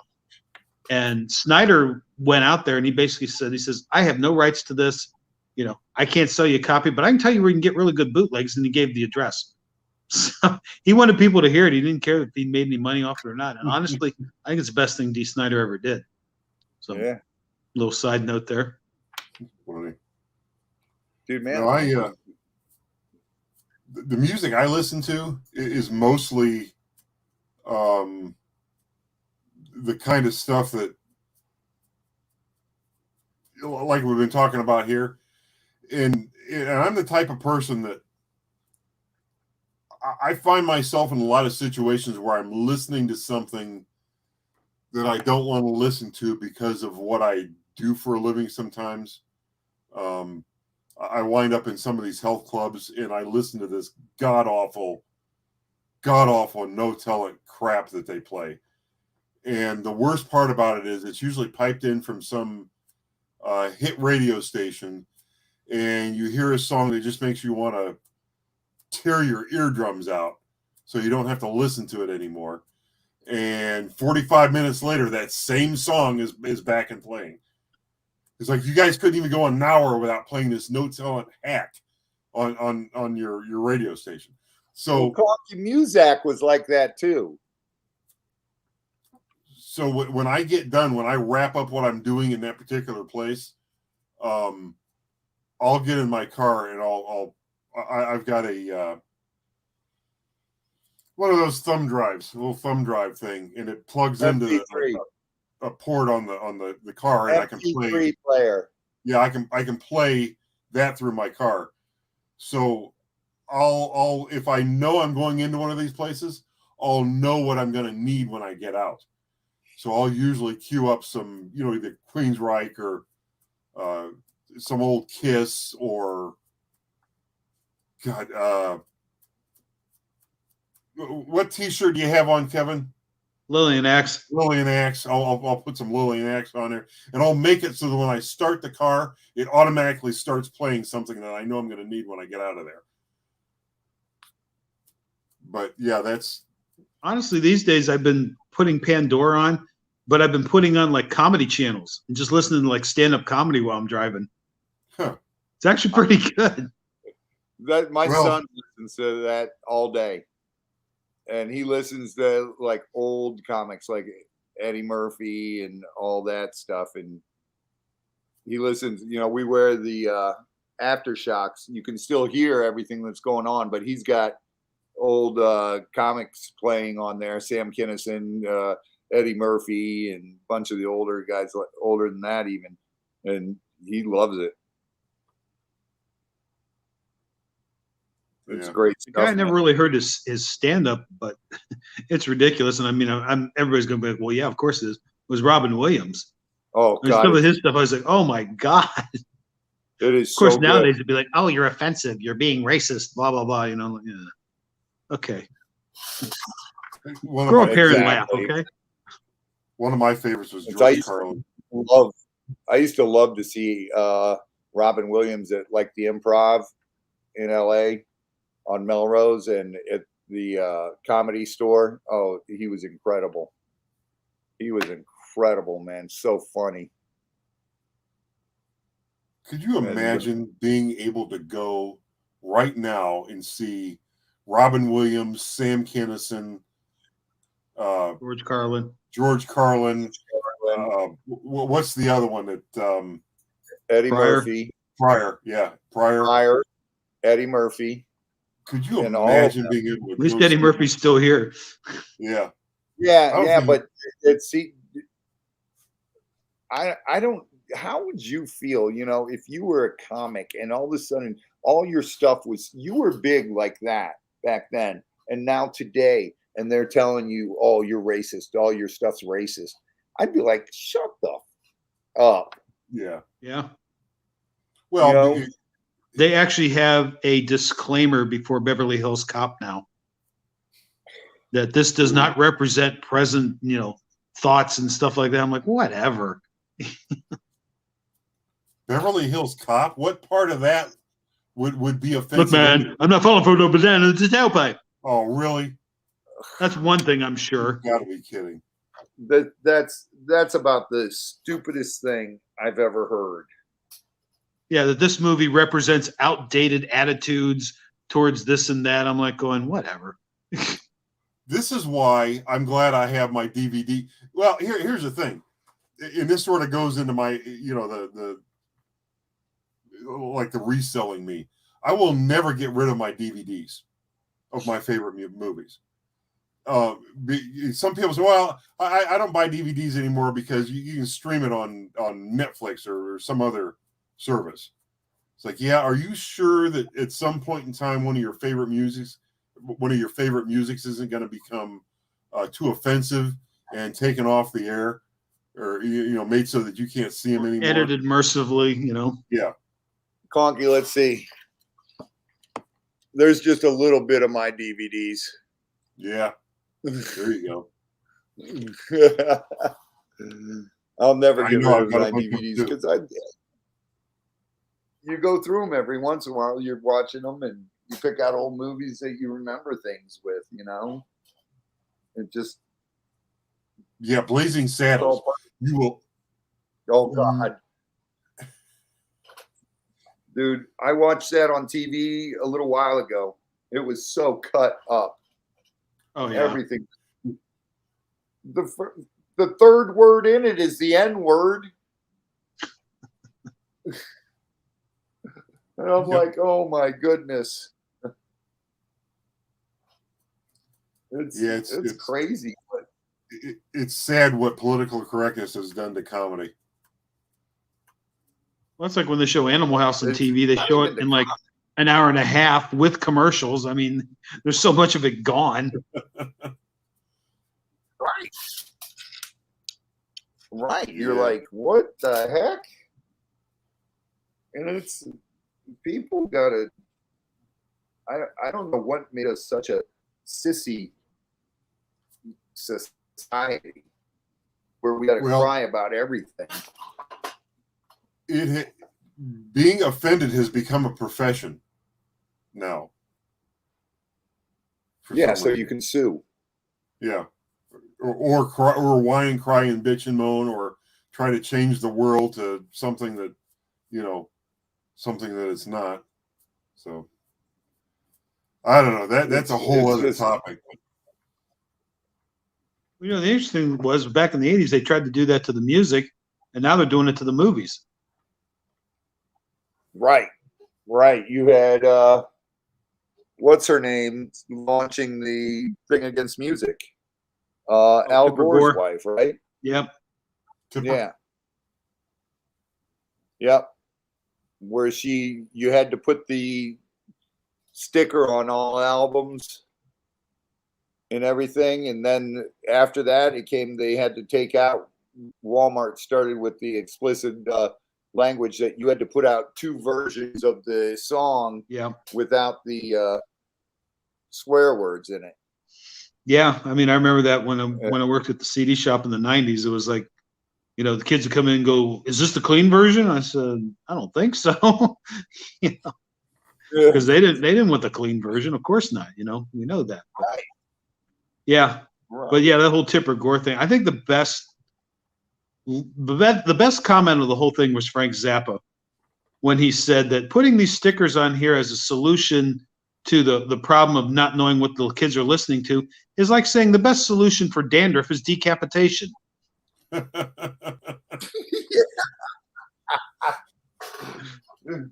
Genius. That's pure genius. The best solution for dandruff is decapitation. Love it. Man, that was... Yeah, Zappa was pretty awesome. And I don't think they expected Dee Snider to be as smart as he is. Oh, no. That blew them away when he was in Congress. When he was in that Senate hearing for that. Right. They didn't know what to say. They were like, okay, Mr. Is this guy supposed to be an idiot? What's going on here? It all of a sudden became Mr. Snyder. No makeup. It was so great though. He walks on there. He's got his jeans on. He looked like a kid like coming into class with his homework in his back pocket. He pulls it out of his back pocket and lays down on, flattens out what he wants to read. But then he starts reading and they're like, uh-oh. They're like, this guy's done his homework. And then they thought, oh, well, John Denver will be on our side. And then he wasn't. They're like, uh-oh. We thought John was a nice, clean-cut guy. It's like, no, Rocky Mountain High, people. We thought that meant you were at the top of the mountain. Sure. Uh-huh. It's amazing what we go through in circles and circles, and we sit there and go, will it ever be like it was when we were young again? Will we ever get to the part where people have thick skin again and find things funny? I don't know. It's like, I find it hilarious when this whole thing, let's go, Brandon. I find it hilarious. And it's, people get butthurt over it. Well, I think, like, really? I think if you're,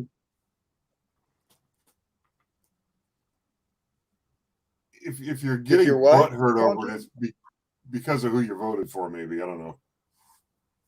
Yeah, but dude, I found it hilarious when they did the cartoons about Trump and made fun of Trump. Some of the stuff they came up with was hilarious. Yeah, you know, and Trump was the president for 4 years. He's going to get made fun of, you know. yeah. And then people get mad when they show stuff like Joe Biden. Did you see him at the summit? I didn't pay much attention, to be honest. Sound asleep. Really? Sound asleep, dude. It's just funny. It's amazing. If you can't make fun of both sides, then I don't even know what to tell you. Because you're missing life, dude. You're missing out on life. Yeah, if you can't laugh, you know. Yeah.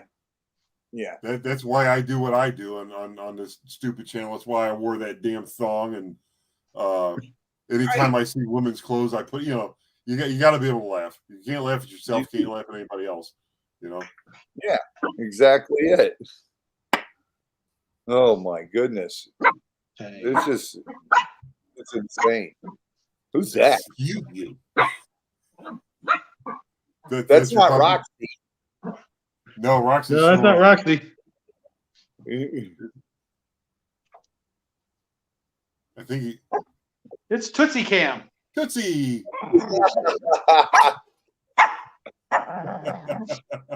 Hey, Kevin, that's offensive. That dog has a pink tutu on. Yes, she does. The dog's bougie like my wife. What can I tell you? Yeah. Excuse you. Oh my gosh. Stop it. Yeah, Roxy would be barking right now, but she's snoring. She's over here. She's had a full day. The peanut butter thing is hilarious, by the way. Oh, the peanut where yeah. Well, that keeps her busy for a while anyway. Don't mind me. I'm getting up and walking around for a second. That's all right. Well, we've been on for an hour and 45 minutes. We could probably let the crowd Yeah, that's go. cool. And, I wasn't planning on my computer running out, but oh well. that's all right. So we'll go ahead and wrap it up. We got a Soup Freak sent a $4.99 super chat. So that reminds me, Metal Trump. You guys seen those videos? I'll have to check it out. Metal Trump. Yeah, you guys. All right. Well, enjoy talking to you guys. Same as always. Like I say, do it again beginning of next month, I guess. Yep. Cool. First Friday in December. You guys, make sure you go check. I want to thank you guys so much. Last time I got so many extra subscribers thanks to you guys. I appreciate that.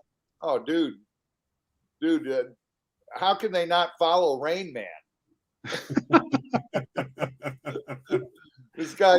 I got to start making time to do a little more video than I do, but other than that, this guy is unbelievable with dates. I have to ask him what year was it I went to this concert. That's funny. Peter Frampton at Richfield Coliseum. 77, I would imagine. It might have been. Well, Frampton Chem's Alive came out in 76, and he toured that like crazy afterwards, so probably. Yep. It was 77. Yep. That's when it was. Oh, my goodness. I give up. I can't even remember. I would have much rather seen Peter Frampton with Humble Pie. That would have been pretty awesome. Oh, that would have been awesome. That was a little before my time. Just a little bit. And it was before mine, definitely. And yeah, Steve Marriott was something Peter else. Frampton played was it Peter Frampton with Kiss one year? With Kiss? Yeah. As an opener? Yeah. He opened for Kiss. I don't remember seeing him with Kiss. I remember, way back, it was like Artful Dodger opened for him one time. If you remember that band. They were only popular in Cleveland and Virginia. The rest of the country's like, who? That's Michael Stanley. The rest of the country's like, who the hell's Michael Stanley? Right. Yeah, I think I may have told that story before where it's like Michael Stanley was on tour with Eddie Money around the rest of the country. And when they came to Cleveland, Eddie Money opened for them. Yeah. We didn't even think anything of it. It was like, oh, cool. Eddie Money's opening for Michael Stanley. That'll be nice. Right. Well, Not even thinking, it's like, wait a minute. Like, this is the guy with the hit records, not Michael. Right. It was always either Michael Stanley or Journey playing at the Richfield Coliseum during January 1st. Yeah, Michael Stanley did a lot of those. I took a bunch of girls from high school. I think there were 7 of them to see Bruce Springsteen on a New Year's Eve show. Oh, And I'm not really a Springsteen guy, but it was funny. So it was me and 7 girls crammed in a 69 Grand Prix. Looked like one of those clown cars, you know. Oh my god. The one that was supposed to drive couldn't go or got sick or something. Like, if we give you a ticket, will you drive us to the show? I'm like, sure. I'll go see anything for free, right? Yeah. Right. 6 girls. I know why Springsteen shows are 3 hours long, though. The introduction to the song is longer than the song. Oh my god. He sits there and I wrote the song in the basement in Asbury in 71. Miami Steve was there. Let's hear it from Miami Steve. I'm like, oh my God, play the song, would you? Right. Of course, Jay Giles kind of did that too. Oh man, Jay Giles. What was that? Must have got lost. The intro's longer than the song. The whole bit about Rapunzel. Hey, Reputa. Yep. Reputa. That was I forgot all about Jay Giles band. They were awesome. Yeah, they were awesome. My angel was a centerfold. We saw them. Here you go. You'll love this. We saw them on April 14th, 1980. I remember the day because it's like they played for like 2.5 hours, then came back in and did 7 encores. It was nuts. Wow. Now, see that I would remember they did 7 encores. How can you remember the goddamn date? I don't know. I just did. I think I remember the date on that one. I'll tell you why. Because back then, you know, when you bought tickets for a show, it was usually made about a month in advance. This was like 3 months in advance. We bought tickets for it in like January, and it wasn't until April. So it's like, oh my God, when's this show going to get here? So I think that's why I remember it. It's like, oh, that Jay Giles show is finally coming up, you know. Oh man. But yeah, they were a lot of fun. They were a fun band. And we used to. Is Ticketron still a thing? Not that I know of. Because it used to be Ticketron, right? Yeah. And that became Ticketmaster, and I think that's still a thing. Okay. All right. Ticketron became because remember the little old ladies used to try to sell you tickets at Sears and they didn't know what they were doing. Right. Yeah. Except I had a buddy that be like, how do I get somebody? I had a buddy, his mom worked at Sears, and we just give her the money and she'd bring the tickets for us. And then there was Record Theater in Akron, Ohio. Now, the guy that ran that place was smart. He would show up about half an hour before tickets went on sale. We're all lined up. He says, how many do you want? How many do you want? How many do you want? And what he'd do is then he would go in and he'd just start printing tickets. He'd print a pair, he'd print 4, you know, and he'd just have them all lined up. And he'd print them all out rather than waste time, you know, paying for them and all that stuff. That way we got better seats. And he had them all lined up. Then we came in and gave him the money and he gave us the tickets. But he would print them all out ahead of time. So that was a smart thing. And then the Belkin Concert Club finally came along and I got into that, which was awesome. He gave him like $50 a year and you got like good seats to every show. I mean, you couldn't beat it. Oh, man. Oh, I got one for you. Do you remember Zig Zig Sputnik? CC Sputnik? Zig Zig Sputnik. I remember them vaguely because I had a friend that was kind of into all that stuff. You know, because of her, I saw like, you know, Love and Rockets and, you know, bands like that. You know, Gene Loves Jezebel. I forget what else. Red Lorry, Yellow Lorry, all these weird bands I would go along with her to see. Oh, man. That was a great band. That was a great band. Yeah, I only know them in name, but I'm sure I've heard their stuff from her. And then Adamant, obviously. And, oh, I love that stuff. Man. Now we just got to figure out how to build a damn time machine, damn it. Get that DeLorean going, right? Yeah, right? So I can go through all that again, but this time sober. Oh. You guys ever see Napoleon Dynamite? Yeah. Because of you, I have. you remember that one time where the older brothers? I've been looking into time travel. It's possible. I've been looking into it. Let me. I haven't seen that in a long time, but yeah, you brought that over to the house one time. And we're sitting there, and we're probably 10, 15 minutes into it. And Chris is like, Christina, she's nudging me. She's going, "What the hell are we watching?" I said, "I'm not sure yet." It grows on you. Yeah, and it did, because then we saw it like later. She always laughs at the part where he's got that llama there and goes, "Here, teen, eat this," and the llama's like, "Oh." Which is funny because the look on that llama's face. If we see something out that just looks crazy, we look at each other and we go, "Llama." Because we see somebody, we're like, "Holy shit, what's going on there?" Hey, Conky, here, I got one for you. You got to tell me who it is. Why do you think they call it dope? Oh, what the hell's that from? Come on, Conky. You got to remember that one. I'm not going to be able to think of it. Come on, Conks. Give you a hint. Blackout in the Red Room. Blackout in the Red Room. No? I'm drawing a blank. Oh, my goodness. I know I've heard that line before. They're probably from Rob. Oh, man. You'll have to give me another hint. Oh, God. Stanley was the vocalist.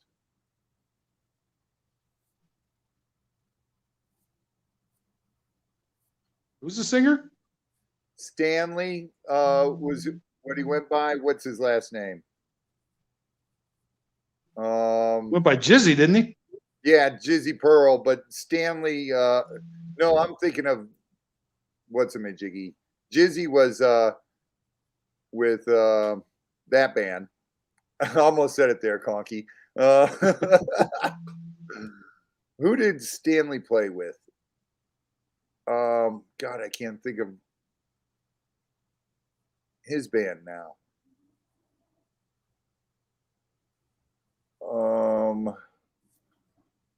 He had the glasses and he had the white tape in the middle, and he's from Chicago.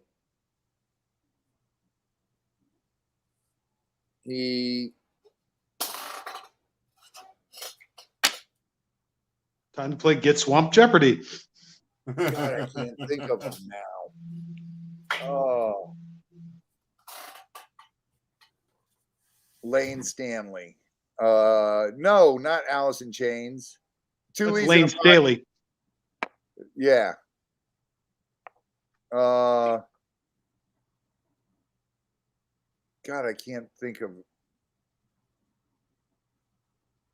Oh my goodness. I can't think of it now. I'm gonna have to figure that one out. I'll have to ask Stevie Rochelle. Stevie will know. God, when they signed their album, he had to get his own bus because he stunk so bad. He did this, rich kid from Chicago. When he moved out to LA, they got in a band and they got signed, but he actually was living in the streets. To become a bum. And he actually started to believe it. Like Stanley, what the hell's his name? I can't think of it. But that's how they got signed, doing that stuff. And he was amazing, a vocalist. And he would wear like a brown trench coat, and he would he had the black frame glasses with the white tape in the middle, and he actually lived on the streets in LA. And the band made him, the record company had to get him his own tour bus because he stunk so bad. He wouldn't shower or anything. But incredible band. I can't remember what they were called. Dang it. No, not Sisters of Mercy. Not Dresden Dolls. Not Allison in Chains. That's Johnny Rotten. No. Gosh, I can't think of it. Where'd Kevin go? I mean, Kevin's phone might have died. Okay. His laptop died and his phone died.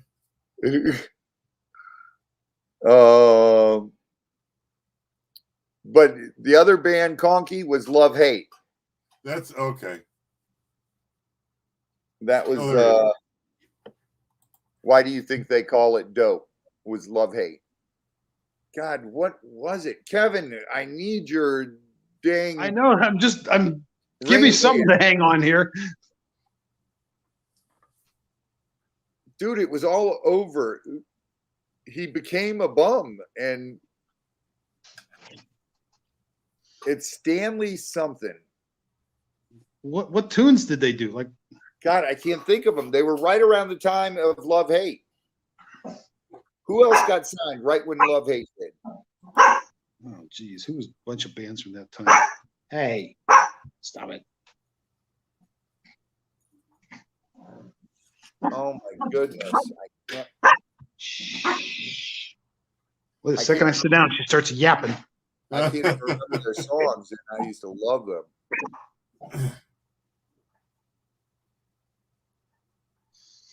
But dude, it was weird. The kid was from a wealthy family, and that was their gimmick, that he was a bum, and he lived on the streets.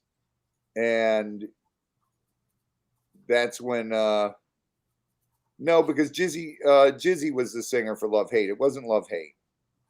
Huntsman, Pixie, and Danny Jones said Twisted Sister. No, it wasn't Twisted Sister. And not Pearl Jam, Cecilia. These guys were from L.A. Oh, Robbie, you'll think of it at 3 o'clock in the morning. I will. You'll think of it just a second. You're not thinking about it. Yeah. I will. It's, oh. You know, today is 11/5/2021. Okay. Yeah. Kevin, what were we doing about a week shy of 10 years ago? 11/5/2011. No, Conky what was were we passing doing out. 11/11/2011? That was National Metal Day. Nuh-uh. It was. Was it? Yeah. 11/11/11. All Oh the my way God. across the board. Spells that. It's one louder. Why didn't you just make 10 the loudest number and It goes to 11. It's like, dude, you don't get the concept. It goes to 11. Come on. Why don't you make 10 one louder? Because this goes to 11. We're going to play Stonehenge. You got your guitar all the way up, all this, all the way up, all the way up. Where do you go? Nowhere, right? So we have to do that. We need that extra push over the cliff. 11. One louder.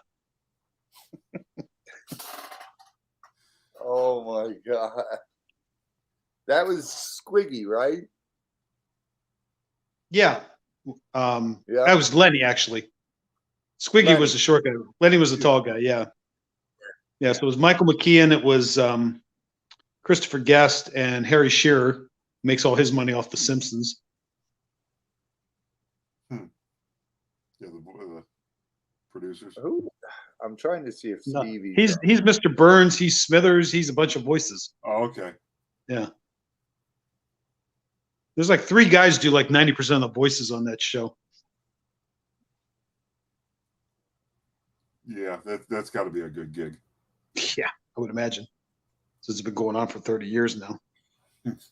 Over 30, I think. Yeah. Oh man, let's see if Stevie Rochelle's up. He can tell me. What is he? You actually got to call somebody. He's gonna find this out. I thought I changed the subject so you wouldn't think about it. So you Yeah, that's what I was trying to do too. It's driving me crazy. So you're actually phoning a friend. He's doing the phone a friend.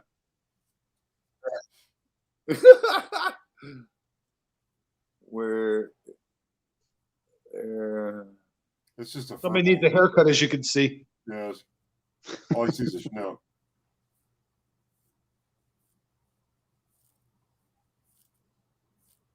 Yeah, that's the thing about Shih Tzus. Their hair just grows. Yeah. You have to go get them cut every now and again. She's not as bad as she was one time. She looked like a pom-pom with legs one time. Yeah, you didn't get to meet Tootsie when we were up there. No, I wish I did. Yeah, we just couldn't get together. I know between the schedules and all, but yeah, you had a busy week. I remember. Yeah, it was a crazy. Now I'm actually have time. I could probably, probably got together next week, but that week you were up was just kind of messed up. It's all right. I'm gonna try to LSD. No, I would have never known. Life, sex, and death. Okay. Yeah, when he said that, I have vague recollections of that.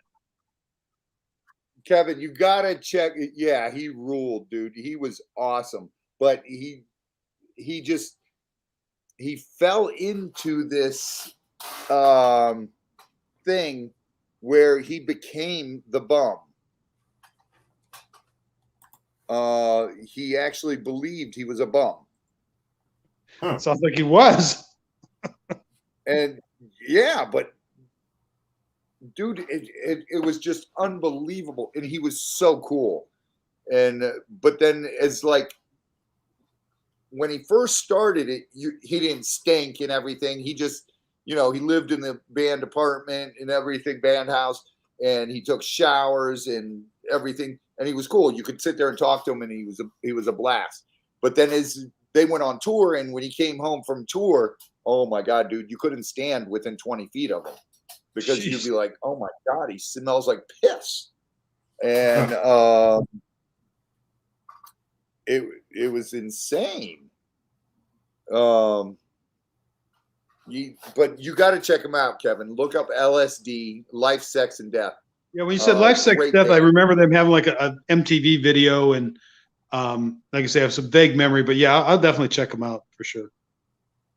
It's let's see, what were their bands? I had to thank Stevie Rochelle. He came up with that one for me. But Stevie knows everything there is to know about music. That'd be one hard one to stump. Let's see. What's the magazine he owns? The thing he...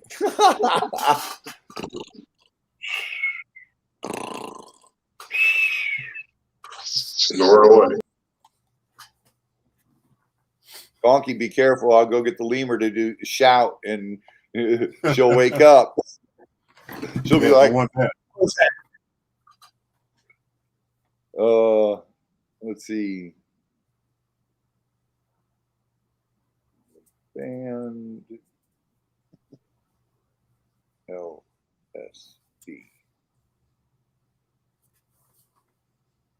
What are you doing?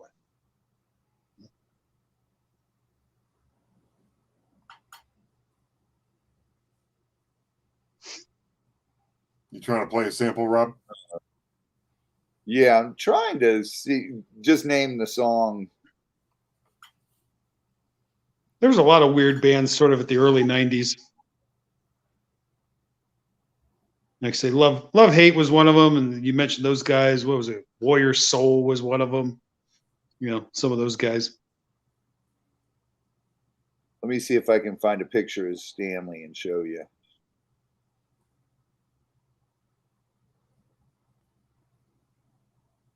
Yeah, get one when he was good and homeless. That the dreadlocks and all. Yeah, I am. Stinky. Just how you like it. Now, what episode of Ren and Stimpy was that from? I tried to find it. Oh, what one was that? I thought it was one of the original 6, right? I was thinking it was, but I couldn't find it. What was he talking about when he says, "Is it stinky?" Cheese, maybe? I don't know. Yeah, maybe.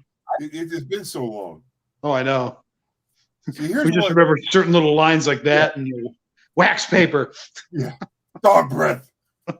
Oiled football leather. Of course, we're talking about Ren and Stimpy. I don't know. That should have been a classic cartoon. Oh, here we go. All right, hang on a second. Let me See the guy in the front? Yeah, guy in the front. Look at his shoes. His foot sticking out his shoes and everything. His pants are ripped. Huh. Okay. Yeah, I remember selling their records at the CD shop. So yeah, I have some vague recollection of them, but I don't remember what they sound like or anything.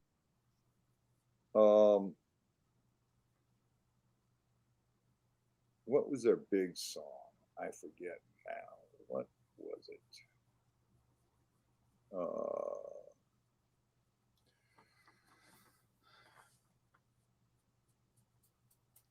Yeah, we were talking about love hate earlier. I saw a weird version of Rat one time where Jizzy was the lead singer, that Piercy was out, and John Corabi was the rhythm guitar player.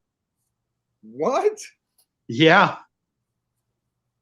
And so you had John Corabi as rhythm guitar player, and then you had what's his name? That was Blotz and DeMartini and Juan.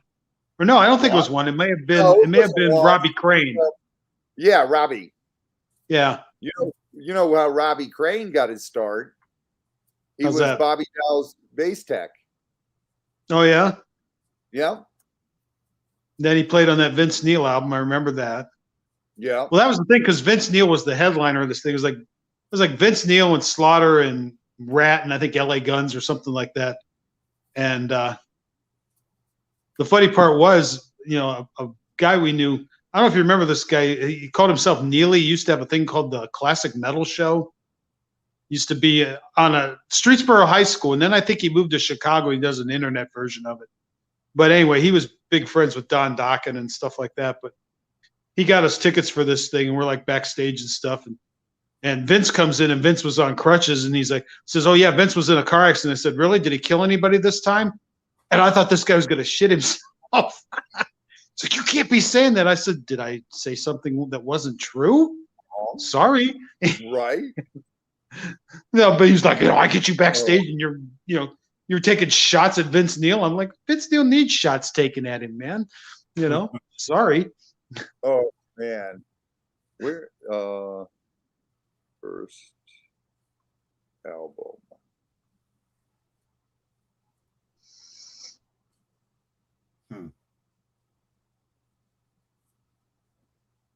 Name the MTV VJs. Let's see. Alan Hunter, JJ Jackson, Nina Blackwood, little one, Martha Quinn, and Mark Goodman. Wasn't that the original 5? Does MTV still play music videos? No. No. I don't think so. No, it's all reality shows.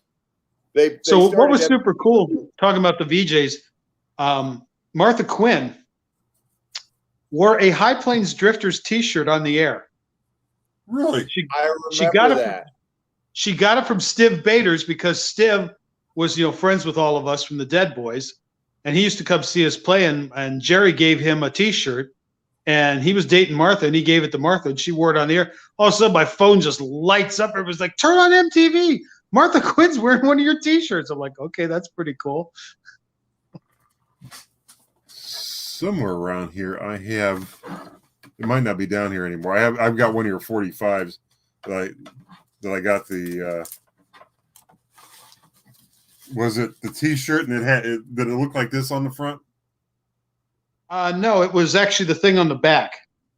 It was the black and Flip white one, right? Yeah, that thing. Yeah. Huh. Cool. Yeah, That's what she wore basically. They had the logo and that.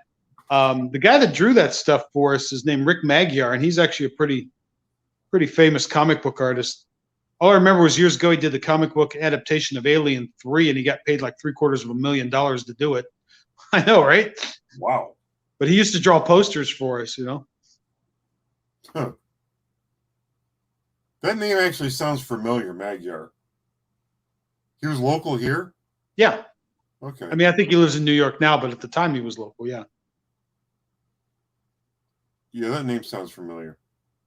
Like I went to school with a Magyar. Yeah, so it's Magyar, Yeah. Magyar. Yeah. You probably did. If it wasn't him, it was probably a brother or sister. Yeah, or younger brother or sister or something. Mm-hmm. Wow.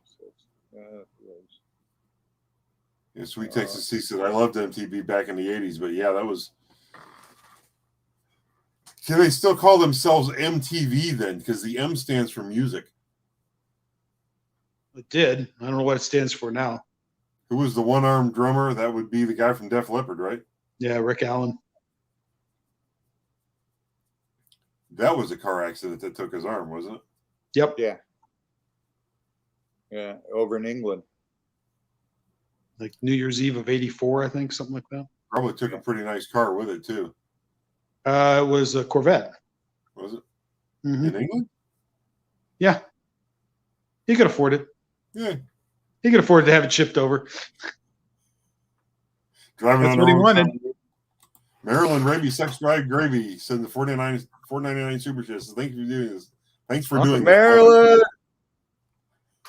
One of these days we're going to find out who that is. Dude, good luck. It's driving me insane. There's Maryland Raby Sucks dry gravy, and then there's that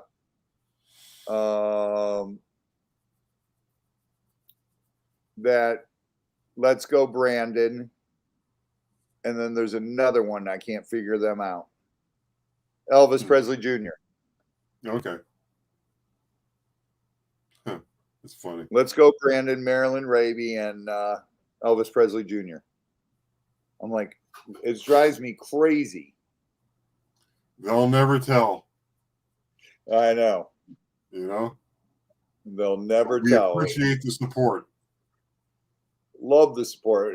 Maryland Raby, Sucks Dry Gravy's awesome. Really, Conky, all the people who are on our channels are awesome. Yeah, we've got some good followers. Some really good followers. people. Great. Send them my way. Yeah.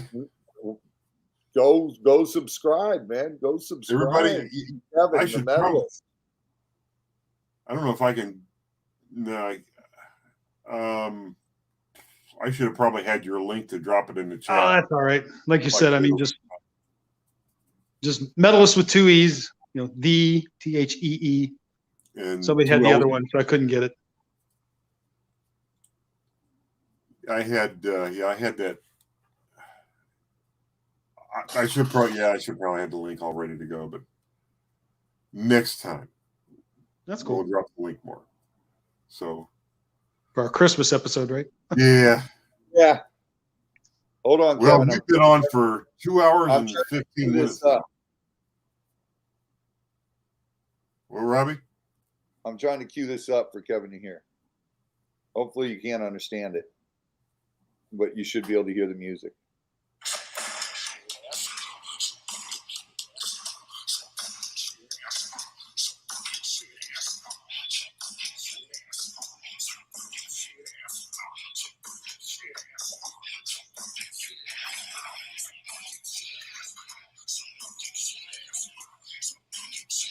Great guitar, dude.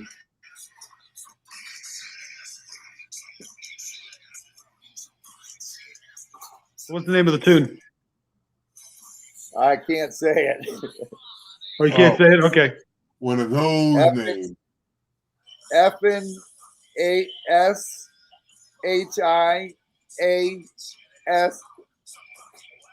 All right, we get the idea. Yeah. But listen to his voice. Yeah, I'll check them out. Like I said, I remember selling their CDs a little bit. So Especially when you pulled it up with that logo on. I'm like, oh yeah, I remember that. What will it take to feel love instead of hate?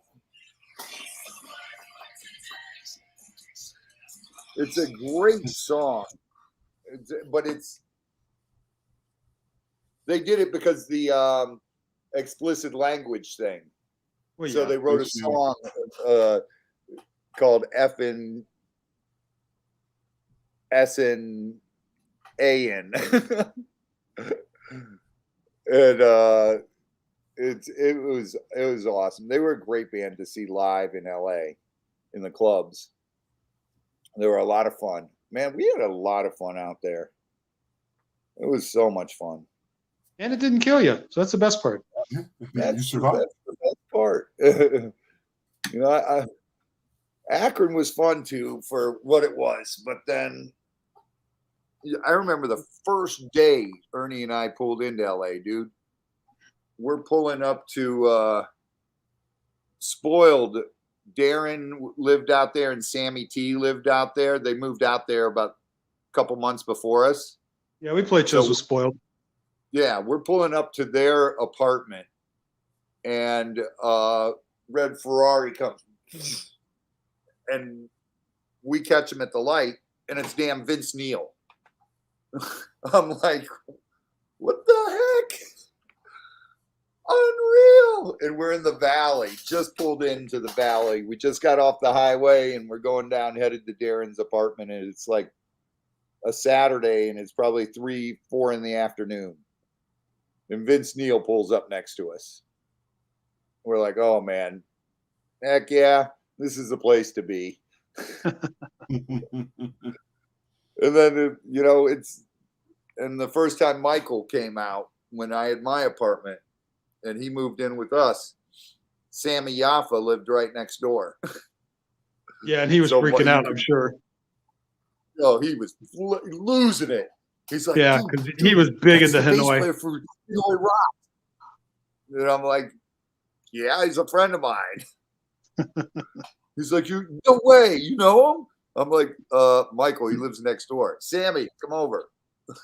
And I introduced him to Michael, and he was like, oh, losing it. Well, yeah, I mean, so much fun. Michael was trying to get the Drifters to go out there, and you know he was trying to convince everybody, and they were like, "Well, what do you think?" I said, "Well, I don't mind going out there." I said, "Here's what's going to happen: if we don't make it, you four will starve to death, and I'll come home."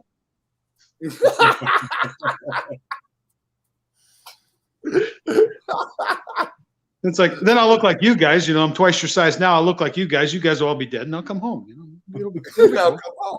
let's go for it. Why didn't you guys ever want to go out? We just couldn't get everybody to do it, you know. And you know, Michael had the balls to do it, and God bless him. You know, I'm glad he did. You know, we were pissed off at him at the time because I mean, you know, honestly, he was a star guitar player. I mean, Jesus, right? You know, he could really play. Yeah, and I mean, you know, like, yeah, that was the thing. You know, funny part was when we did some recording down in Canton. Whoops! God, like great solo. You know, he comes back in. We're like, I want to do it again. We're like, no, don't bother. Oh. It's like, that's a take. Just leave it alone. No. So he kept going on. I'm like, finally, go back out and do it again. Fine, go. So he goes out, and the guy we're working with, Bruce Hensel, he actually ended up working with like Leonard Skinner and the Eagles on Hotel California. He worked on Defenders of the Faith for Priest. So, I mean, he was a big time guy. He goes back out there, and we're like, don't erase that take. He's like, I'm not even recording this one. Oh my God. And then Michael comes back in. We played him the exact same solo 2 times in a row. He goes, yeah, I think the first one's better. We're like, yeah, Mike, I think the first one's better. We're sitting there pissing ourselves laughing. He's like, what's so funny? It's like, nothing, man. We got a great take. We're good. I don't know if we ever told him. Oh my goodness. Honestly, I don't know if we ever told him. Well, if he's watching this, you just did. No, that's okay. Yeah. It's been 35 years. That's okay. Right? He was. Somebody sent him the link to this video. You yeah, I wish I could. Yeah, I wish I knew how to get a hold of him. He's a good guy. I liked him. I liked Michael. Yeah, definitely. He was fun. That's why I figured you knew when you said you hung out over there at the house. I'm like, okay, well, you probably didn't know Johnny, so you probably knew Michael. Yeah. Yeah. It's. Oh, man. I tore my damn toe open. Ouch. I don't know what the hell I kicked. I kicked Right. something. I went. Whatever it was, don't do it again. Oh, man. It's not good for you. Dude, I wish you guys would have moved out because you would have had fun in LA. You guys would have done good. You know, you had the look. You guys had the music. We were different. Yeah. I think the best description I ever heard anybody say was somebody said one time they thought we were a cross between the Stones and the Ramones. I'm like, that's pretty good. That is actually a good. That was a good analogy. You know, I was like, okay, yeah, because we had that Stonesy vibe because of Johnny, but we went like the fucking speed of light, as you know. Yep. That was I was going to tell that earlier on when we talked about that show down in Dover. So I played with my what we call the cello band, and they were a little more laid back, and they had never seen the Drifters. And the Drifters went on right at midnight, right?